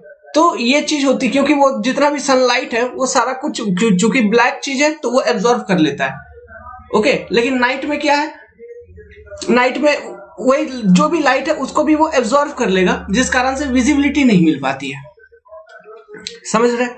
इसीलिए हम, आप देखे होंगे जो बिटुमिन वाला रोड होता है उसके बॉर्डर पे, साइड्स पे, किनारे किनारे सफेद पट्टी दिया रहता है, किनारे में बीच में भी पट्टी दिया रहता है, ताकि ड्राइवर को पता चलते रहे कि ये है रोड का सेंटर। तो ड्राइवर इसी के अकॉर्डिंग फिर अपना व्हीकल चलाता है रोड के ऊपर। ये सब जो पट्टी दिया रहता है to guide the driver while operating vehicle in night time. रात में जो ड्राइवर गाड़ी चलाएगा उसको रास्ता दिखाने के लिए वो पट्टी दिया जाता है, समझ में आ रहा है। व्हाइट कलर का पट्टी, कहीं कहीं येलो पट्टी आप देखेंगे। ओके, सो ये सब चीज है लाइट रिफ्लेक्शन कैरेक्टरिस्टिक से जुड़ा हुआ। सो ओवरऑल ये देखा गया है कि जो कंक्रीट रोड है ये सबसे अच्छा है इन case of light reflection property. इसमें नाइट में अच्छा विजिबिलिटी भी होता है और कलर जो है इसका कुछ सिल्वर टाइप का होता है आरसीसी रोड का। ओके, पूरा कंप्लीट व्हाइट नहीं होती है, सिल्वर टाइप का होता है। तो इसलिए क्या होता है ये कि दिन में भी उतना ज्यादा ग्लेयर इफेक्ट नहीं होता है। इसमें ग्लेयर इफेक्ट तो होता है लेकिन उतना भी ज्यादा नहीं होता है। Is it clear? सो इसके बारे में लिखिए।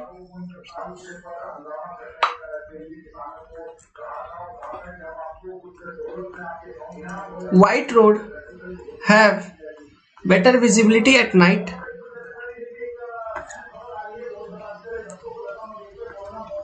Better visibility at night, but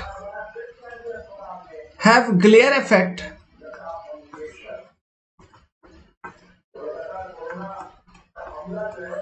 during daytime. Glare effect मतलब समझ रहे हो ना, आंखों पे चमक आना। ओके, ड्यूरिंग डे टाइम आप आंखों पे आपका चमक आ जाएगा, अचानक से सनलाइट रिफ्लेक्ट होकर आपके आंखों पर ही पहुंच गया, आपको रास्ता कुछ आगे दिखेगा ही नहीं। फिर दिन का समय है लेकिन फिर भी वो चमक के कारण रास्ता नहीं दिखेगा, इधर उधर गाड़ी भाग जाएगा, एक्सीडेंट हो जाएगा। Okay, but having glare effect during day time. ये व्हाइट कलर रोड का बारे में बात कर रहा हूं। ब्लैक टॉप रोड, आगे लिखिए इसी में, black top road have poor visibility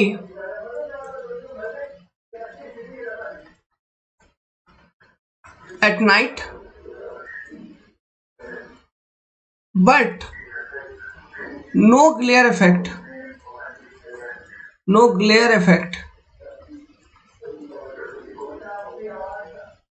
in daytime.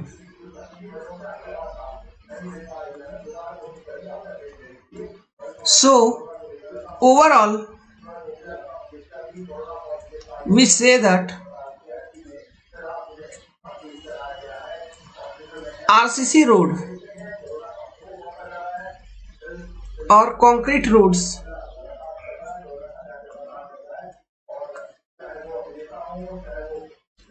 gives better visibility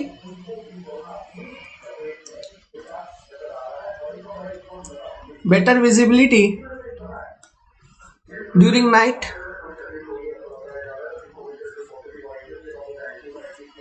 and less glare effect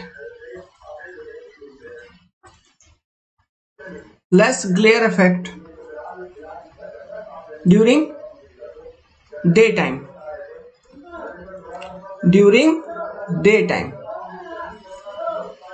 ठीक है, इसी में आगे चल के और एक लिखिए। For black roads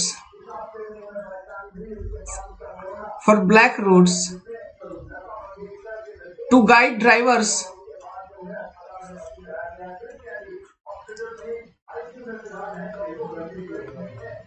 in night operation, ऐसे लिखिए। व्हाइट बॉर्डर्स आर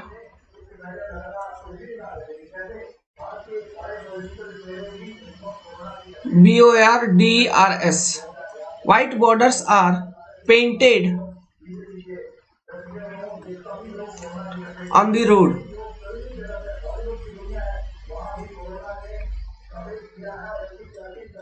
ठीक है, समझ गए यहां तक?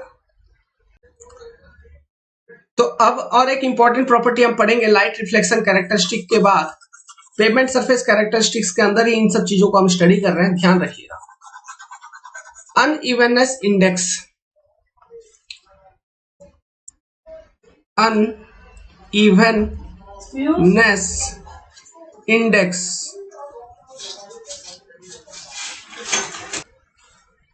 तो अनइवननेस इंडेक्स ये क्या है? देखिए, आपने एक रोड नया बना दिया, ठीक है, एक नया रोड बना दिया तो उसका सरफेस एकदम पूरा अच्छा है, पूरा साफ सुथरा, एकदम पूरा सपाट प्लेन सब कुछ है। लेकिन जैसे जैसे आप रोड का इस्तेमाल करते चलोगे, इसका यूज करते चलोगे, रोड में गड्ढे होने शुरू हो जाएंगे, है ना, वर्टिकल अंडुलेशंस। मतलब रोड अब ऐसे नहीं होके रोड का सरफेस जो है इसमें गड्ढा आना शुरू हो जाएगा, इस तरह का सरफेस हो जाएगा। तो सोचो पहला वाला कंडीशन, दूसरा वाला कंडीशन, किस पे आपको व्हीकल चलाने में कंफर्टेबल रहेगा? ऑब्वियसली जो सपाट रोड है, अच्छा रोड है, गड्ढा उड्ढा नहीं है, उसमें आप गाड़ी अच्छे से चला पाओगे। सो मान लो गड्ढा भी हुआ, लेकिन अगर कम गड्ढा हुआ फिर भी थोड़ा आपको कंफर्टेबल लगेगा चलाने में। लेकिन जैसे जैसे वो वर्टिकल अंडुलेशंस की मैग्नीट्यूड वो बढ़ते चलेगी तो अनकंफर्टेबल फील होना शुरू हो जाएगा, आपको अच्छा नहीं लगेगा, है ना। सो इस चीज को मेजर करने के लिए एक इंडेक्स बनाई गई जिसको हम कहते हैं अनइवननेस इंडेक्स। ठीक है, ओके। इसको हम अनइवननेस इंडेक्स के रूप में हम रिप्रेजेंट करते हैं कि what is the total vertical undulations per kilometre road length. 1 kilometre road length में टोटल वर्टिकल अंडुलेशंस कितने हैं, इस चीज को रिप्रेजेंट करने का तरीका है अनइवननेस इंडेक्स। आईआरसी ने इससे रिलेटेड एक डेटा भी दिया हुआ है, उस डेटा का जो टेबल है वो भी मैं आपको बताऊंगा। लेकिन इसको मेजर कैसे किया जाता है? इसको मेजर करने के लिए हमारे पास जो इंस्ट्रूमेंट है उसको हम कहते हैं बम्प इंडिकेटर या फिर बम्प इंटीग्रेटर। अब ये जो इंस्ट्रूमेंट है इसको सेंट्रल रोड रिसर्च इंस्टीट्यूट, जो 1950 में जिसकी स्थापना हुई थी, एमआर जायकार कमिटी, जो 1927 में जिसकी गठन हुई थी, उन्होंने रिकमेंड किया था, तो क्री बना था। तो क्री ने ही इसका आविष्कार किया है, सेंट्रल रोड रिसर्च इंस्टीट्यूट जो है उन्होंने ही इसका आविष्कार किया, बम्प इंटीग्रेटर या फिर बम्प इंडिकेटर। ओके, ये सब चीज एग्जाम में पूछे जाते हैं, तो चलिए इसके बारे में लिख लीजिए। होप कि आपने समझ गया। It is total vertical undulations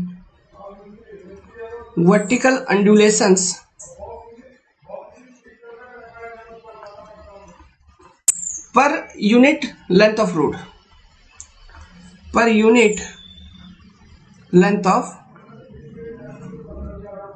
road। अब यहाँ पे 1 यूनिट लेंथ ऑफ रोड क्या कंसिडर किया जाता है? किलोमीटर। मतलब 1 किलोमीटर रोड लेंथ में टोटल कितने वर्टिकल अंडुलेशंस हैं। सो अनइवननेस इंडेक्स को रिप्रेजेंट करने का तरीका है centimetre per kilometre. This is the unit in which we represent the unevenness index. लिखिए, it is measured by instrument, it is measured by instrument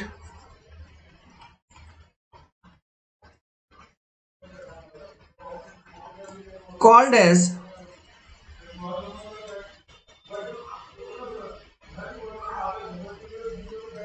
bump integrator, just a minute, bump integrator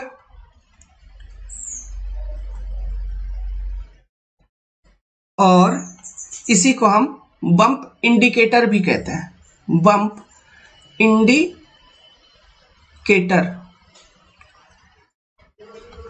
It is developed by CRI. It is developed by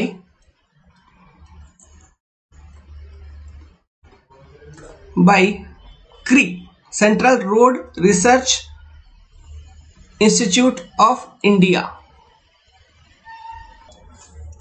IRC का क्या data है? लिखिए, एक table बनाइए, unevenness index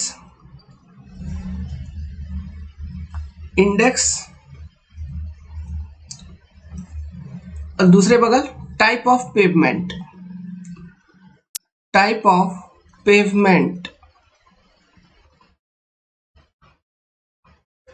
IRC कहता है कि if unevenness index value is first less than 150 centimetre per kilometre, second अगर अनइवननेस का इंडेक्स का रेंज जो है 150 टू 250 सेंटीमीटर पर किलोमीटर है, तीसरा रेंज इन्होंने दिया है 250 टू 350 सेंटीमीटर पर किलोमीटर, चौथा रेंज दिया है greater than 350 centimetre per kilometre.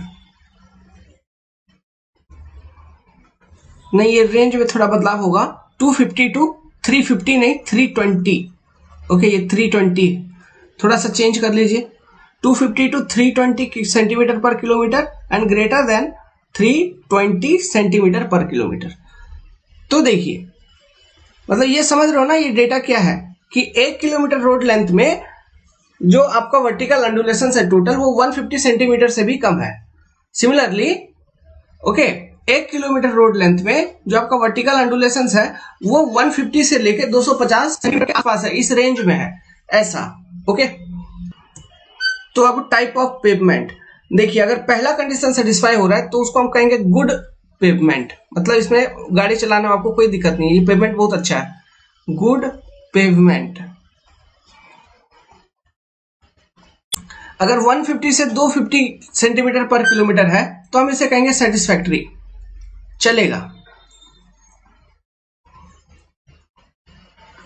अगर 250 से 350 है तो इसको हम कहेंगे बैड पेवमेंट।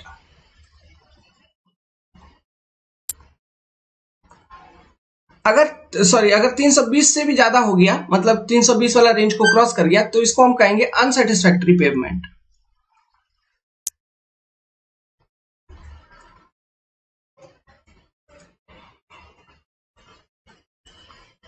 ओके तो जब आपका पेवमेंट अनसेटिस्फैक्ट्री हो जाएगा तो आपको अब क्या करना है, ऑर्डर पास करना है ताकि उसका रिपेयर हो, समझ गए। तो वो जो ऑर्डर आप पास करोगे, कोई रोड खराब हो गया तो हम कब ऑर्डर पास करेंगे कि उसका रिपेयर वर्क होना चाहिए, bye checking the unevenness index, so it is very important data. ठीक है, तो जब अनसेटिस्फैक्ट्री रेंज पे चला जाएगा तो अब हम जब गाड़ी उस पर चला ही नहीं पाएंगे तो हमको क्या करना है, एक्सेप्ट नहीं करेंगे, नॉट एक्सेप्टेबल हो गया मेरे लिए, है कि नहीं, it is now not acceptable to me. So generally जब बैड सरफेस ही हो जाता है ना, मतलब बैड कंडीशन में, मतलब तीसरा वाला स्टेज, अगर थर्ड क्राइटेरिया ही सेटिस्फाई कर रहा है 250 से 320 सेंटीमीटर पर किलोमीटर वाला रेंज में ही है, अगर ये वाले रेंज में, ओके, तभी हमको रिक्वायर्ड हो जाती है रीसर्फेसिंग की, मतलब हमको फिर से उसका सरफेस ड्रेसिंग करना है, मतलब ये एंडुलेशंस खत्म करना है, रीसर्फेसिंग, समझ गए। बैड हो गया मतलब आपको रीसर्फेसिंग का ऑर्डर पास कर देना है, ओके ओके, ऑर्डर पास कर देना है। लेकिन अगर ये वाला कंडीशन है, कौन सा, फोर्थ वाले रेंज में अगर आ रहा है अनसेटिस्फैक्ट्री, तो रीसर्फेसिंग तो करना ही करना है, ऑर्डर पास और एग्जीक्यूशन एकदम करना ही करना है। समझ रहे हैं दो कंडीशन में डिफरेंस क्या है। उसमें रीसर्फेसिंग पॉसिबली आप करना है, आप मेंटेन करना है, मेंटेनेंस आप कर सकते हो, कोई दिक्कत नहीं है, खर्चा कम आएगा। लेकिन अगर थोड़ा ज्यादा हो गया, आप बोलोगे चलने दो और ज्यादा हो गया एंडुलेशंस, तब तो आपको रीसर्फेसिंग करना ही है, वो तो मैंडेटरी हो जाएगा। ओके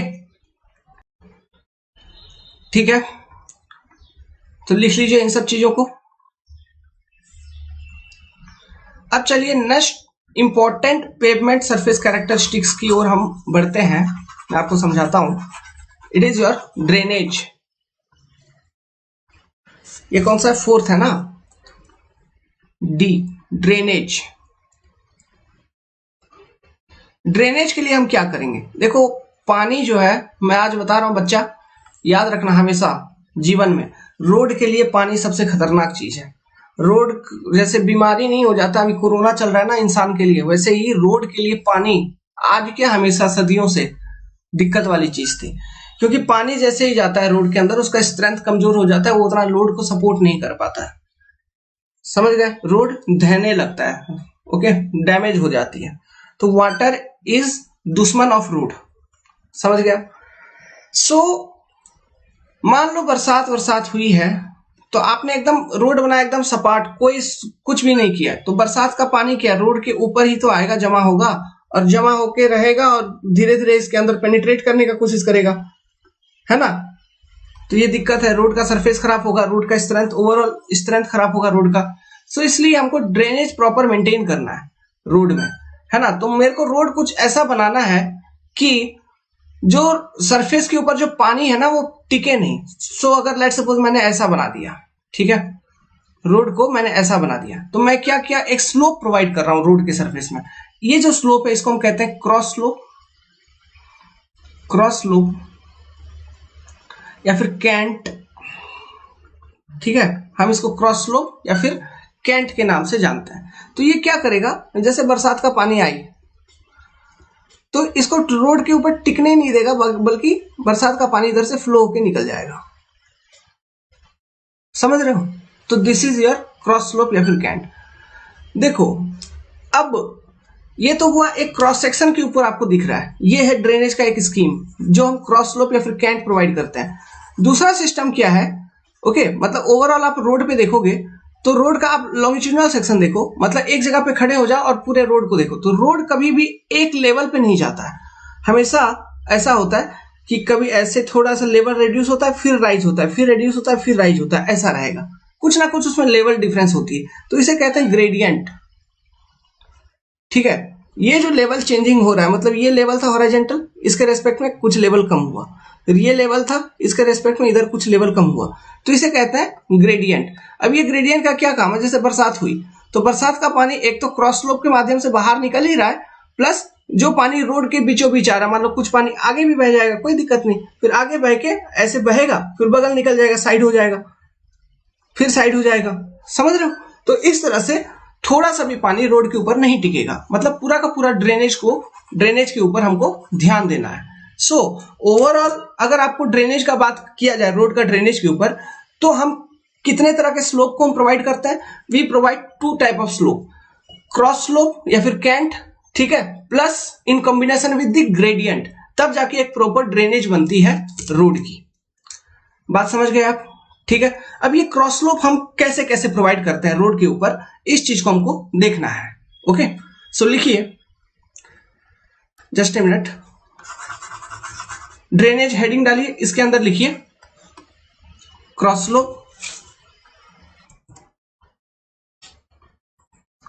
स्लोप या फिर कैंट या फिर क्रॉस फॉल,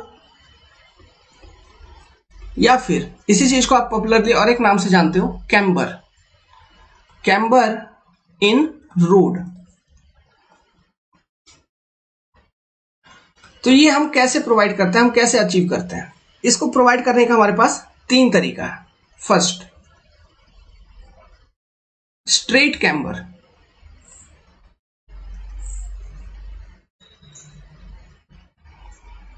अब स्ट्रेट कैम्बर या फिर स्ट्रेट लाइन कैम्बर, ये कौन सा सिस्टम है? ये सिस्टम ये है कि देखिए, जो रोड का सरफेस है, जस्ट ए मिनट, रोड का सरफेस हम उसको कैसे डिजाइन करेंगे? हम कुछ इस तरह से रोड का सरफेस को डिजाइन कर देंगे, और ये जो कैम्बर होगा ये मेरा स्ट्रेट लाइन है एकदम, ये है मेरा रोड का surface, this is your road surface, इसको हम कहते हैं स्ट्रेट कैम्बर प्रोवाइड कर देना। तो इसमें हमने क्या किया, स्ट्रेट कैम्बर प्रोवाइड करने के चक्कर में बेसिकली, तो ये जो ओवरऑल विड्थ ऑफ रोड है, this is your what, this is your width of road W, है ना? तो ये इसका क्या है, सेंटर, तो हम सेंटर पर विथ रेस्पेक्ट टू एज, ये क्या है, ये एज है, ओके, और ये आपका सेंटर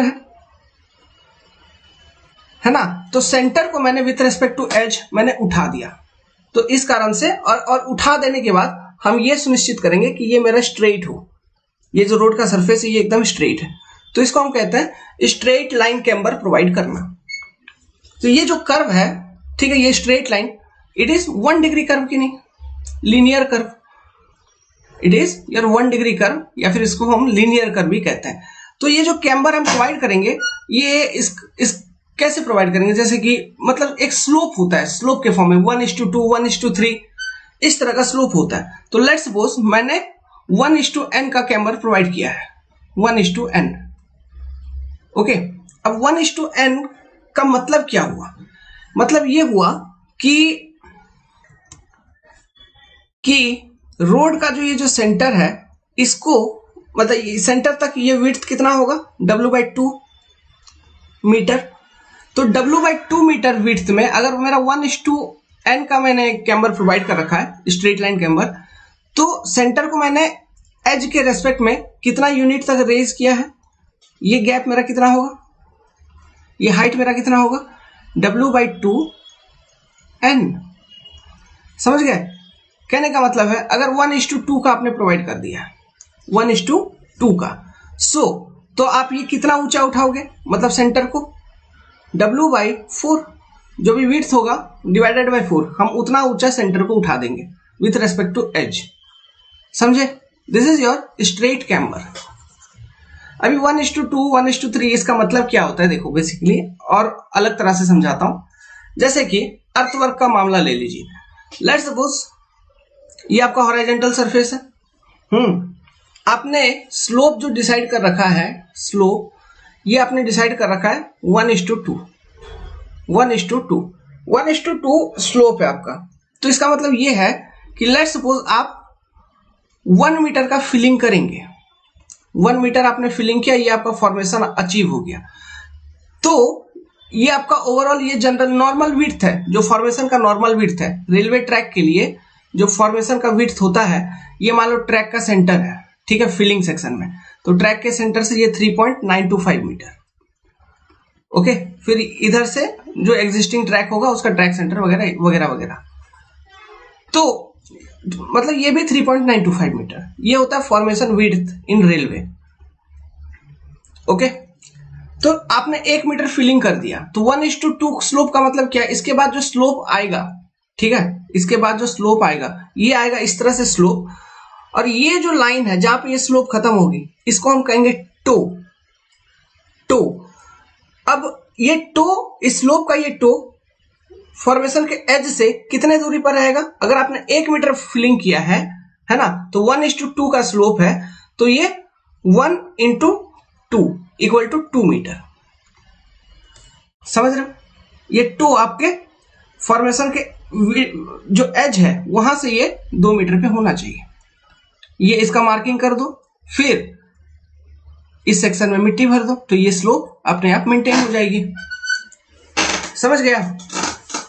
तो यही चीज होती है 1:2 या फिर 1:3। 1:3 अगर कहता तो ये क्या हो जाता, 2 के जगह 3 मीटर हो जाता। समझ रहे हैं।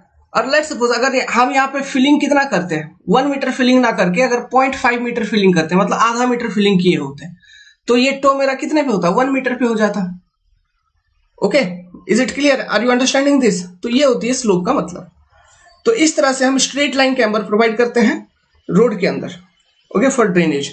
सेकेंड कौन सा है camber, parabolic camber, parabola.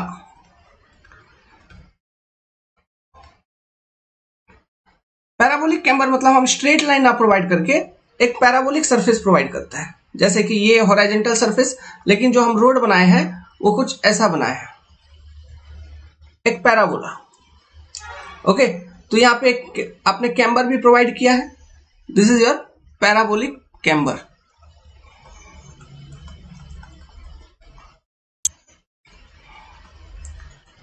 This is your width of road, okay. और पैराबोला कौन डिग्री ऑफ कर्व होता है, it is obviously 2 degree curve.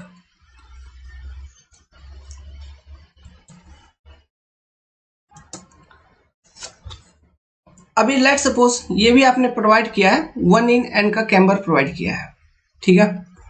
This is your y।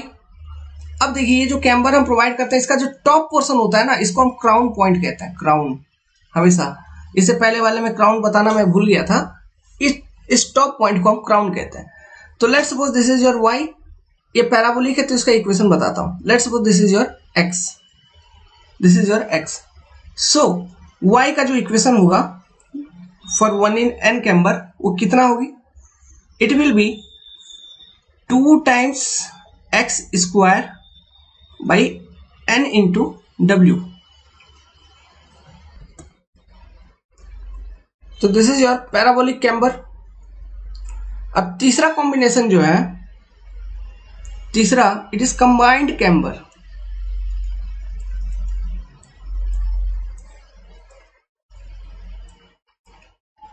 Means combination of straight and parabola. कहने का मतलब है सेंट्रल पोर्शन में हम पैराबोलिक प्रोवाइड करते हैं, फिर स्ट्रेट हो जाता है ऐसा, ठीक है। So in central position it is 2 degree curve, किनारे पे 1 डिग्री, यहां पर भी 1 degree, okay. This is the overall width of road, this is your centre and this is your crown point.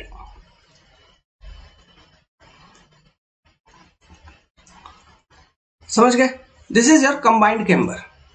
बना लीजिए ड्राइंग, आप बना लीजिए। अब देखिए अब मैं बात करता हूं कि किस तरह के रोड के लिए कौन सा कैम्बर हम प्रोवाइड करते हैं, किस तरह से प्रोवाइड करते हैं। जनरली पहला पॉइंट नोट बना के लिखिए, ऑब्जेक्टिव क्वेश्चंस के लिए है कि जो आरसीसी रोड होता है, ठीक है, या फिर रिजिड पेवमेंट जिसे हम कहते हैं, इसमें हम स्ट्रेट लाइन कैम्बर प्रोवाइड करते हैं। स्ट्रेट लाइन कैम्बर हमेशा, okay, it is preferable for RCC road. Second, जो फास्ट मूविंग व्हीकल है, fast moving vehicle,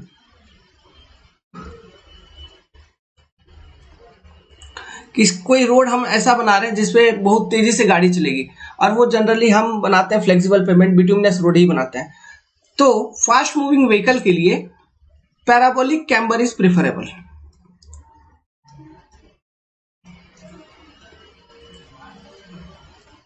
camber is preferable, this is for fast moving vehicle, और ये जनरली बिटुमिनस रोड ही बनाते हैं।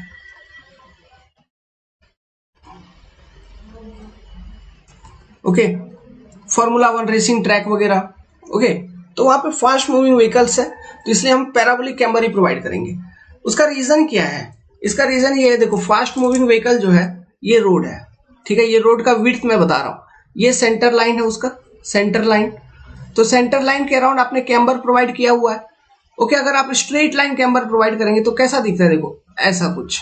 Okay, तो अभी मान लो कोई गाड़ी यहां पर बहुत तेजी से आ रही है, इधर से कोई गाड़ी बहुत तेजी से इधर जा रहा है, अब सामने से भी कोई गाड़ी इधर से आ रहा है, लेट्स सपोज, तो इसको अब, या फिर इसके सामने से आ नहीं रहा है, इसके आगे एक गाड़ी और एक गाड़ी जा रहा है, अब ये गाड़ी बहुत तेज है तो इसको ओवरटेक करना होगा कि नहीं, वो तेजी में ऐसे ओवरटेक करके निकलेगा।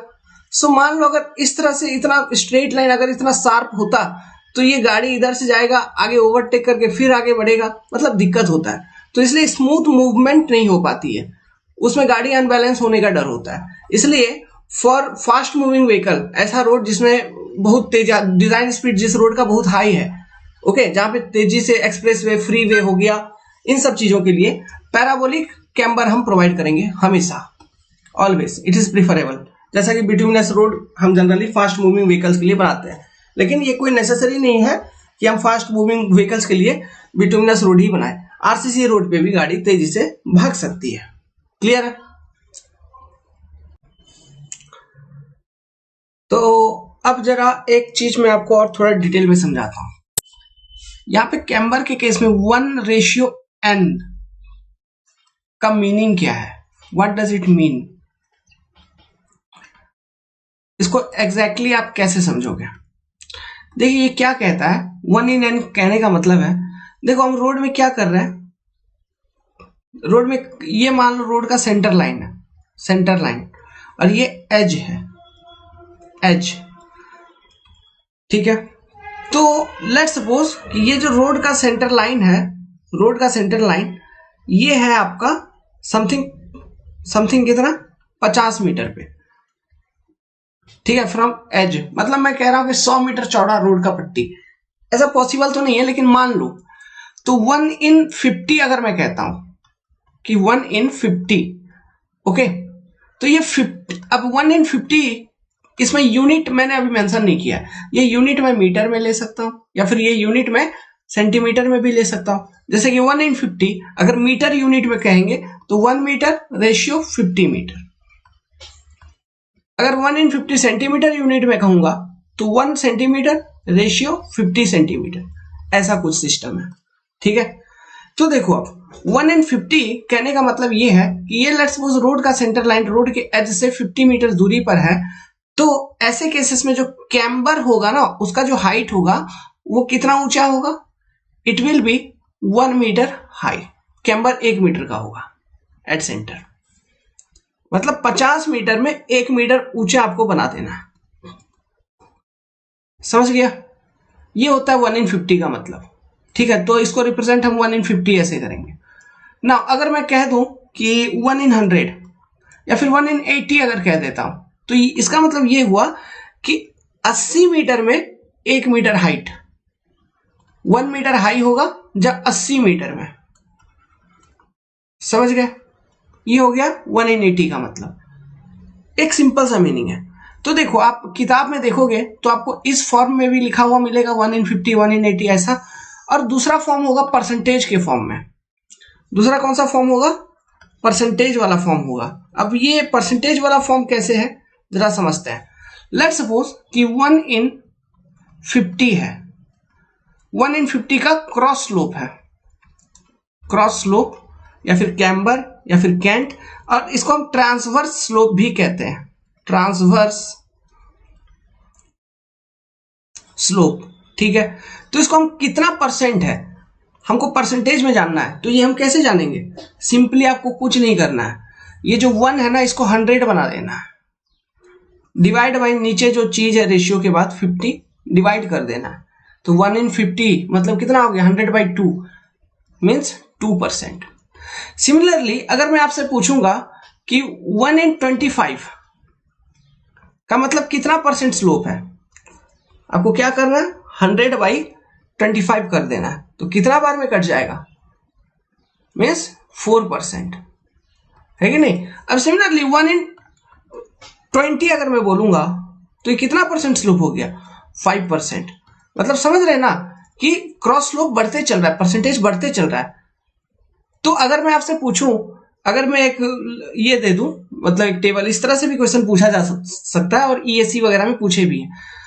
1:80 है, 1:60 है, ठीक है, और 1:30 है मान लो। इसमें से मैक्सिमम कौन सा है, मिनिमम कौन सा है? मैक्सिमम स्लोप कौन सा है, मिनिमम स्लोप कौन सा है? कौन सा कैम्बर अधिक है, कौन सा कैम्बर कम है? Obviously 1 in 30 will be more as compare to 1 in 80। समझ रहे कि नहीं? ठीक है, यहां देखिए 1 in 50 मतलब 2% आया, 1 in 25 मतलब 4% आया, 1 in 20 मतलब 5% आया। तो ये परसेंटेज ऑफ क्रॉस स्लोप बढ़ रहा है ना धीरे धीरे। ठीक है, तो 1 in 30 निकालना है, मतलब 100 डिवाइडेड बाई 30 कर दू, ये खत्म। तो ये समथिंग कितना आ गया? 3.33%। 1 in 30 का मतलब ये हो गया। 1 in 60 निकालना है, मतलब क्या हो जाएगा? 6.66%। 1 in 80 निकालना है, ओके, मतलब 100 डिवाइडेड बाई 80, मतलब ये खत्म, ये खत्म, 2 से कटेगा, ये 4 बार में कट गया, 5 बार में कट गया। ठीक है, तो ये कितना आ गया? कितना परसेंटेज आ जाएगा? 1.25 समथिंग, इतना परसेंट आ जाएगा। जस्ट ए मिनट, अब क्या बोले, कॉल आ जाता है तो फोन उठाना ही पड़ेगा ना, नहीं उठाएंगे तो बोलोगे सर आप फोन नहीं उठाते हो, है कि नहीं? मेरे को भी गजब जगह पे आप लोग फंसा दिया है। वेल चलो, तो 1 in 50, 1 in 80 ये सब चीज समझ में आ गया परसेंटेज। तो ये कितना 1.25% समथिंग आ जाएगा। तो कौन सा क्रॉस स्लोप बड़ा है, कौन सा क्रॉस स्लोप कम है, ये आइडेंटिफाई कर लोगे अब। ठीक है, वेरी इंपॉर्टेंट चीज, क्योंकि देखो 1 in 50 तो याद कर लिया, 1 in 50 का मतलब क्या है ये जब तक मालूम नहीं होगा तो कैसे समझोगे? समझ गए? तो 1 in 50 मतलब क्या, कहने का क्या मतलब है कि 50 मीटर रोड का अगर विड्थ है, ठीक है, तो उसका सेंटर जो है उसमें जो कैम्बर है 1 मीटर प्रोवाइड करेंगे। ओके, सो जैसे कि यहाँ पे देखो, अब 1 in 50, तो ये मान लो 1 in 50 था कि हमको 50 मीटर अगर रोड का विड्थ है तो सेंटर मेरा 1 मीटर राइज होगा। ठीक है, ये था एक्चुअली, लेकिन हम यही कॉन्सेप्ट यूज किए हैं किसमें, मतलब अपना ओरिजिनल रोड पे। ओरिजिनल रोड मेरा कितना मीटर का है, उसका विड्थ बहुत कम है ना, तो उसका विड्थ है मान लो W मीटर, इसका विड्थ कितना है? W metre. ओके, तो या फिर W/2 मीटर कह लो, क्योंकि सेंटर लाइन अगर हम देखेंगे तो अगर मेरे को 50 मीटर में 1 मीटर राइज करना है तो W/2 मीटर में मैं कितना राइज करूंगा? तो W/2 मीटर में मैं कितना राइज करूंगा? अगर मैं इस रूल को फॉलो कर रहा हूं कि 50 मीटर में 1 मीटर राइज कर रहा हूं, तो इतना कितने में राइज करूंगा, मतलब ये x इक्वल टू क्या होगा? तो ये हम कैसे निकाल सकते हैं? You can easily calculate by using the concept of similar triangle. इसमें और कुछ है क्या? नहीं है। ओके, तो हम लिख सकते हैं कि 1/50 इक्वल टू x/W/2। तो x equal to W/2 into 50 हो गया। सिमिलर ट्रायंगल का कॉन्सेप्ट है, तो इतना राइज हो जाएगा 50 मीटर, मतलब W मीटर में, W/2 मीटर में, तो ये हो जाएगी आपका कैम्बर की वैल्यू। क्लियर है? कैसे निकाल लिया? By using just similar triangle concept.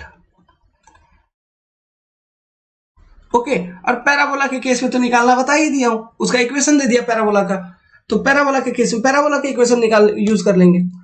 तो मोटा मोटी ये समझ में आ गया, 1 in 50, 1 in 20 ये सब क्या है, इसका कैलकुलेशन क्या है, लिख लीजिए लिखना हो तो।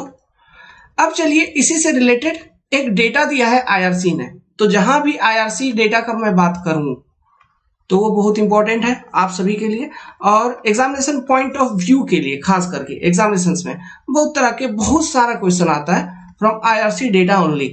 तो मैं एक टेबल दूंगा क्रॉस स्लोप का या फिर कैंट का, okay, for different types of road, okay, अलग अलग टाइप ऑफ रोड के लिए कितना कितना percentage of cross slope allowed है, ताकि पानी अच्छे से ड्रेन हो जाए, एक भी बूंद पानी का रोड के ऊपर ना रहे, वो उसमें ड्रेनेज ही हो जाए, वो पानी बह के बाहर निकल जाए।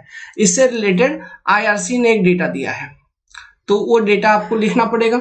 टेबल लिखिए IRC data.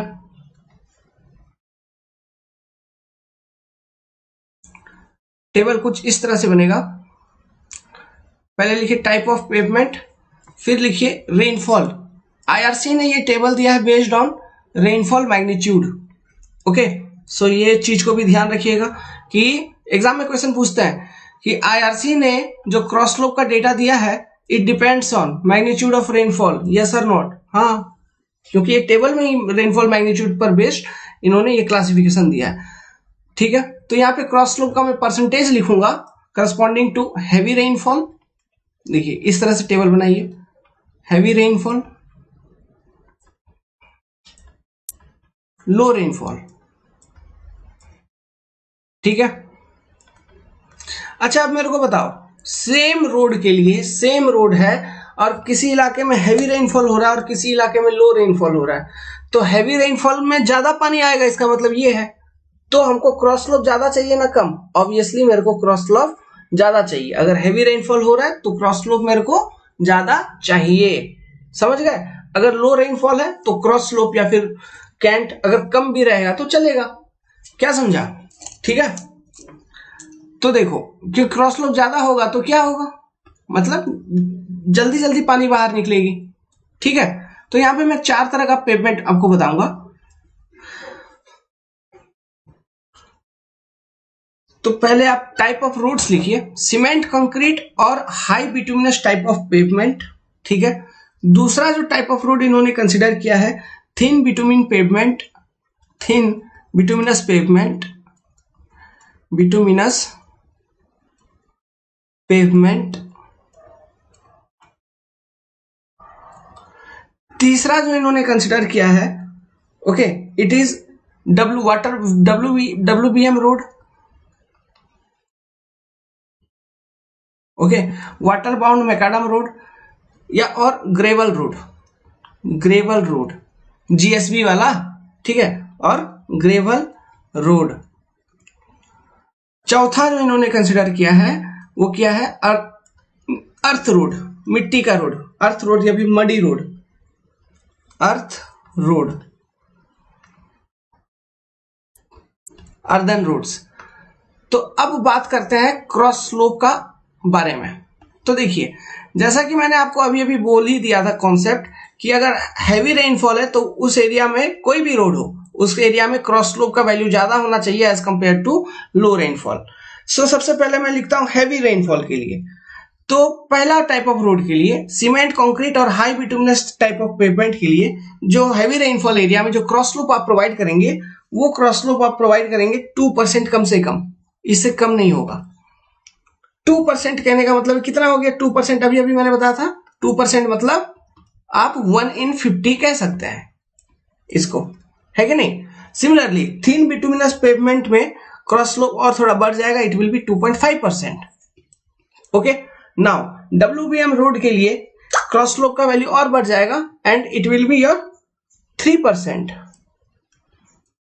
Okay, now earthen roads के लिए क्रॉस स्लोप का वैल्यू और बढ़ जाएगा, it will be your 4% in case of heavy rainfall areas. तो ये वैल्यू याद रह जाएगी, 2%, 2 से 2.5 हुआ, फिर 3 हो गया, 3 से 4, 2 हुआ, 2 से 2.5, फिर 3 हुआ, फिर 3 से डायरेक्टली 4 हो गया और कुछ नहीं चला।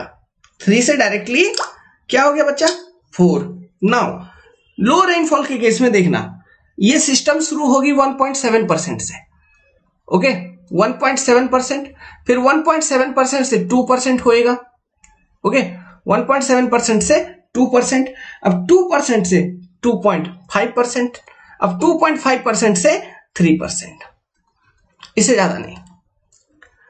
समझ गया? टेबल याद होगा easily?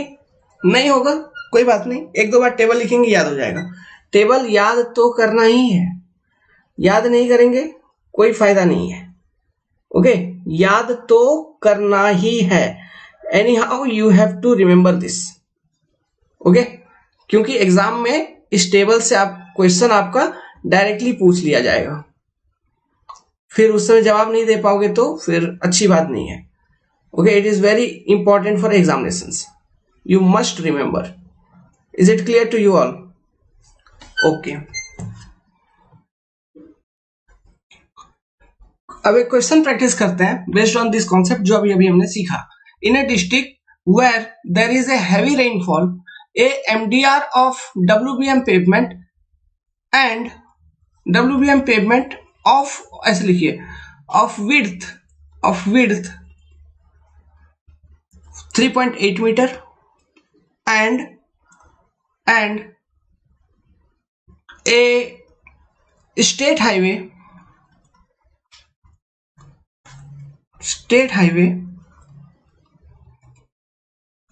of high bituminous road, of high bitumen road, MINIOUS, high bituminous pavement of width 7 meter is to be constructed.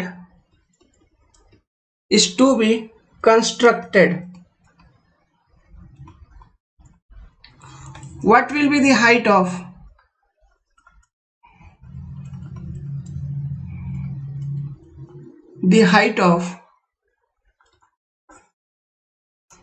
camber for both the roads? Question लिख लिया, क्वेश्चन को पढ़ो समझो।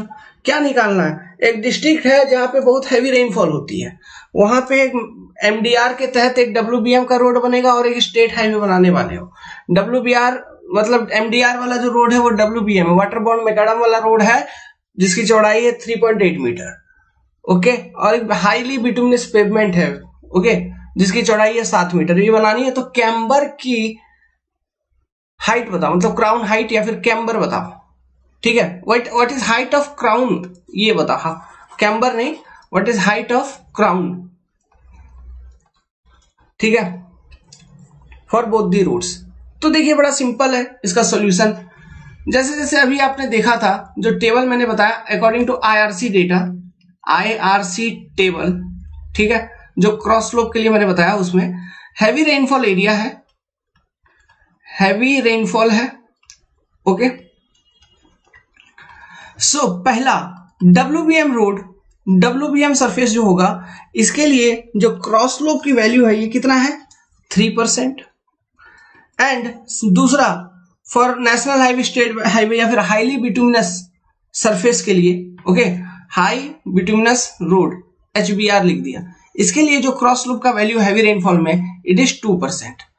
नाउ WBM रोड 3% कहने का मतलब क्या है? 3% मतलब आप क्या करो 100 को डिवाइडेड बाय 3 कर दो तो ये कितना आ जाएगा 33.33, मतलब ये क्या हो गया 3% मतलब 1 in 33.33 ऐसा, ठीक है। नाउ 2% मतलब आप ऐसा करो 100 को डिवाइड बाय 2 कर दो कितना आ जाएगा 50, तो 2% का मतलब क्या हो गया 1 in 50, यही मतलब, ठीक है। अब देखो तो अब हम ये कैसे निकाल पाएंगे स्लोप का, इसका मतलब क्या हाइट ऑफ कैम्बर का वैल्यू। तो हाइट ऑफ कैम्बर का वैल्यू निकाल लेंगे बाय एज्यूम की The camber provided is straight camber. The camber to be provided is straight line camber. Straight line camber, क्योंकि इसके बारे में कुछ नहीं कहा गया है क्वेश्चन में कि ये पैराबोलिक कैम्बर है या और कुछ है ऐसा वैसा दिस दैट। ओके, तो हम ये एज्यूम कर लेंगे कि वो एक स्ट्रेट लाइन कैम्बर है। हाँ, लेकिन अगर क्वेश्चन में ऐसा कहता कि आपका जो रोड है it is designed for fast moving vehicle, तो हम समझ सकते थे कि कहीं ना कहीं हिंट मिलता कि इट इज पैराबोलिक कैम्बर, है ना। तो हम वो पैराबोला, वो जो इक्वेशन बताया था मैंने, y इक्वल टू समथिंग कितना 2x² बाई WN बताया था, एक इक्वेशन बताया था, तो उस इक्वेशन को यूज करके हम कैलकुलेट करते फिर हाइट ऑफ क्राउन। लेकिन यहां पे ऐसा कुछ नहीं बताया, तो मैं क्या एज्यूम करूंगा कि स्ट्रेट लाइन कैम्बर मैंने प्रोवाइड किया है। जो भी रोड है उसमें कैम्बर जो है मैंने एकदम सीधा इस तरह से प्रोवाइड किया है, ठीक है। तो ये हो गया W/2। तो ये वैल्यू हमको निकालना है x का वैल्यू, तो x, ये x इक्वल टू हम कैसे निकालेंगे, this x equal to W/2 into n। इतना ही है ना, इससे ज्यादा और कुछ है क्या? नहीं। तो पहला केस में, फर्स्ट केस में क्या हो जाएगा, 3.8/2 इंटू 33.33 या फिर 33 डायरेक्टली लिख लो, क्या हो गया, ये 0.058 मीटर आपका आ जाएगा। दूसरा केस में 7/2 इंटू 1/50 मतलब 3.5/50, तो ये कितना आ जाएगा, समथिंग 0.07 मीटर। समझ गया बात को? तो इस तरह से आपसे क्वेश्चन पूछे जाएंगे एग्जामिनेशंस के अंदर, ऑब्जेक्टिव क्वेश्चंस। तो इसलिए टेबल इंपॉर्टेंट है, hence we need to study tables. Tables को ध्यान रखना है, क्योंकि टेबल बेस्ड क्वेश्चंस, बहुत तरह के क्वेश्चंस आते हैं ईएस में, गेट में, ए जेई लेवल पे। तो इन्हीं सब क्वेश्चंस के लिए ना आपको लगेगा कि वाओ कितना tough exam, wow wow wow खतरनाक क्वेश्चन आया था, लेकिन एक्चुअली वो झंडू चीज था, वो बस एक टेबल से क्वेश्चन पूछ लिया था, इससे ज्यादा और कुछ था क्या? नहीं। बस वही, अगर टेबल मेरे को ध्यान में रहता तो मैं निकाल लेता, बस वही दिक्कत हो जाएगा कि टेबल आपको ध्यान में नहीं रहेगा। तो टेबल कैसे ध्यान में रहेगा बच्चा, देखो 2% सबसे पहला मिनिमम वाला था, हैवी रेनफॉल के लिए बता रहा हूं 2%, फिर उससे जस्ट बढ़ा था कितना 2.5, फिर हो गया था 3, फिर हो गया था 4, फिर इधर 1.7 से 2% आया था, फिर 2.5 कर दो, फिर 3 कर दो। ये HR के लिए, ये LR के लिए, हैवी रेनफॉल, लो रेनफॉल है। अब ये कंक्रीट रोड या फिर हाईली बिटुमिनस रोड के लिए, थिन बिटुमिन पेवमेंट के लिए, ये WBM या फिर ग्रेवल रोड के लिए, ये अर्धन रोड के लिए। मेरे को याद है बहुत अच्छी तरीके से, क्या बोलते हो, है ना। बस इसी तरह से आपको टेबल याद करना। फिर एक बार लिख लो, 2%, 2.5%, 3%, 4%, फिर 1.7%, और कितना हो जाएगा इधर 2%, फिर 0.5 बढ़ाते चलना है, 2.5%, 3%। ये लिखो हैवी रेनफॉल के लिए, ये लिखो लो रेनफॉल के लिए, ठीक है। अब ये लिखो ये लिखो कौन सा रोड, कंक्रीट रोड या फिर हाईली बिटुमिनस रोड, मतलब ऊपर वाला जो है सबसे मस्त टाइप ऑफ रोड के लिए, नीचे वाला है मिट्टी वाले रोड के लिए, फिर ये बीच वाला जो है 2.5 to 2%, ये है ऐसा बिटुमिन वाला रोड के लिए जो कि थोड़ा पतला है, कमजोर है, ठीक है। मतलब village road, sorry MDR road, ODR road के लिए, मतलब ठीक है, मेजर डिस्ट्रिक्ट रोड या फिर अदर डिस्ट्रिक्ट रोड्स के लिए। ये जनरली इसमें आप ऐसे भी लिख लो, MDR और ODR के बारे में भी अगर क्वेश्चन में दिया हुआ है तो use this data depending on rainfall, ठीक है। किधर गया, जस्ट ए मिनट,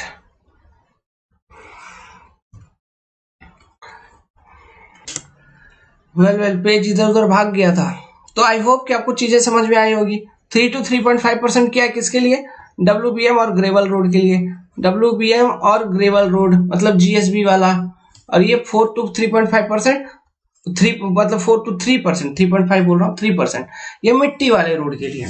क्लियर है, इस तरह से याद रह जाएगी। होप कि आपको इन सब चीजों का जानकारी हुआ होगा, वीडियो लेक्चर पढ़ने में मजा आया होगा। अगर वीडियो लेक्चर पढ़ने में मजा आया तो वीडियो को लाइक जरूर करिए, दोस्तों में शेयर करिए, नोट्स बनाइए, download our concept decoder android application, जहां पर अभी इस साल बहुत सारे सिविल इंजीनियरिंग के एग्जामिनेशन होने वाले हैं, जैसे राजस्थान एईजेई, आरआरबी एईजेई, मतलब बहुत सारा एग्जामिनेशन होने वाला है। सो इन एग्जामिनेशंस के लिए if you want to learn civil engineering basically, आप यहीं पे देख रहे होंगे यही वाला लेक्चर जो पढ़ाया, इतना सारा चीज पढ़ने के बाद क्या आपको लगता है ये जो कंटेंट जो आपने पढ़ा इसमें से कोई भी एक क्वेश्चन पूछेगा तो वो छूट जाएगा? बिल्कुल नहीं छूटेगा। Okay, so like concept decoder, follow concept decoder, and अपना जो एक सिविल इंजीनियरिंग कंप्लीट कोर्स की जो सब्सक्रिप्शन है, it is very less. Okay, you can enroll into that.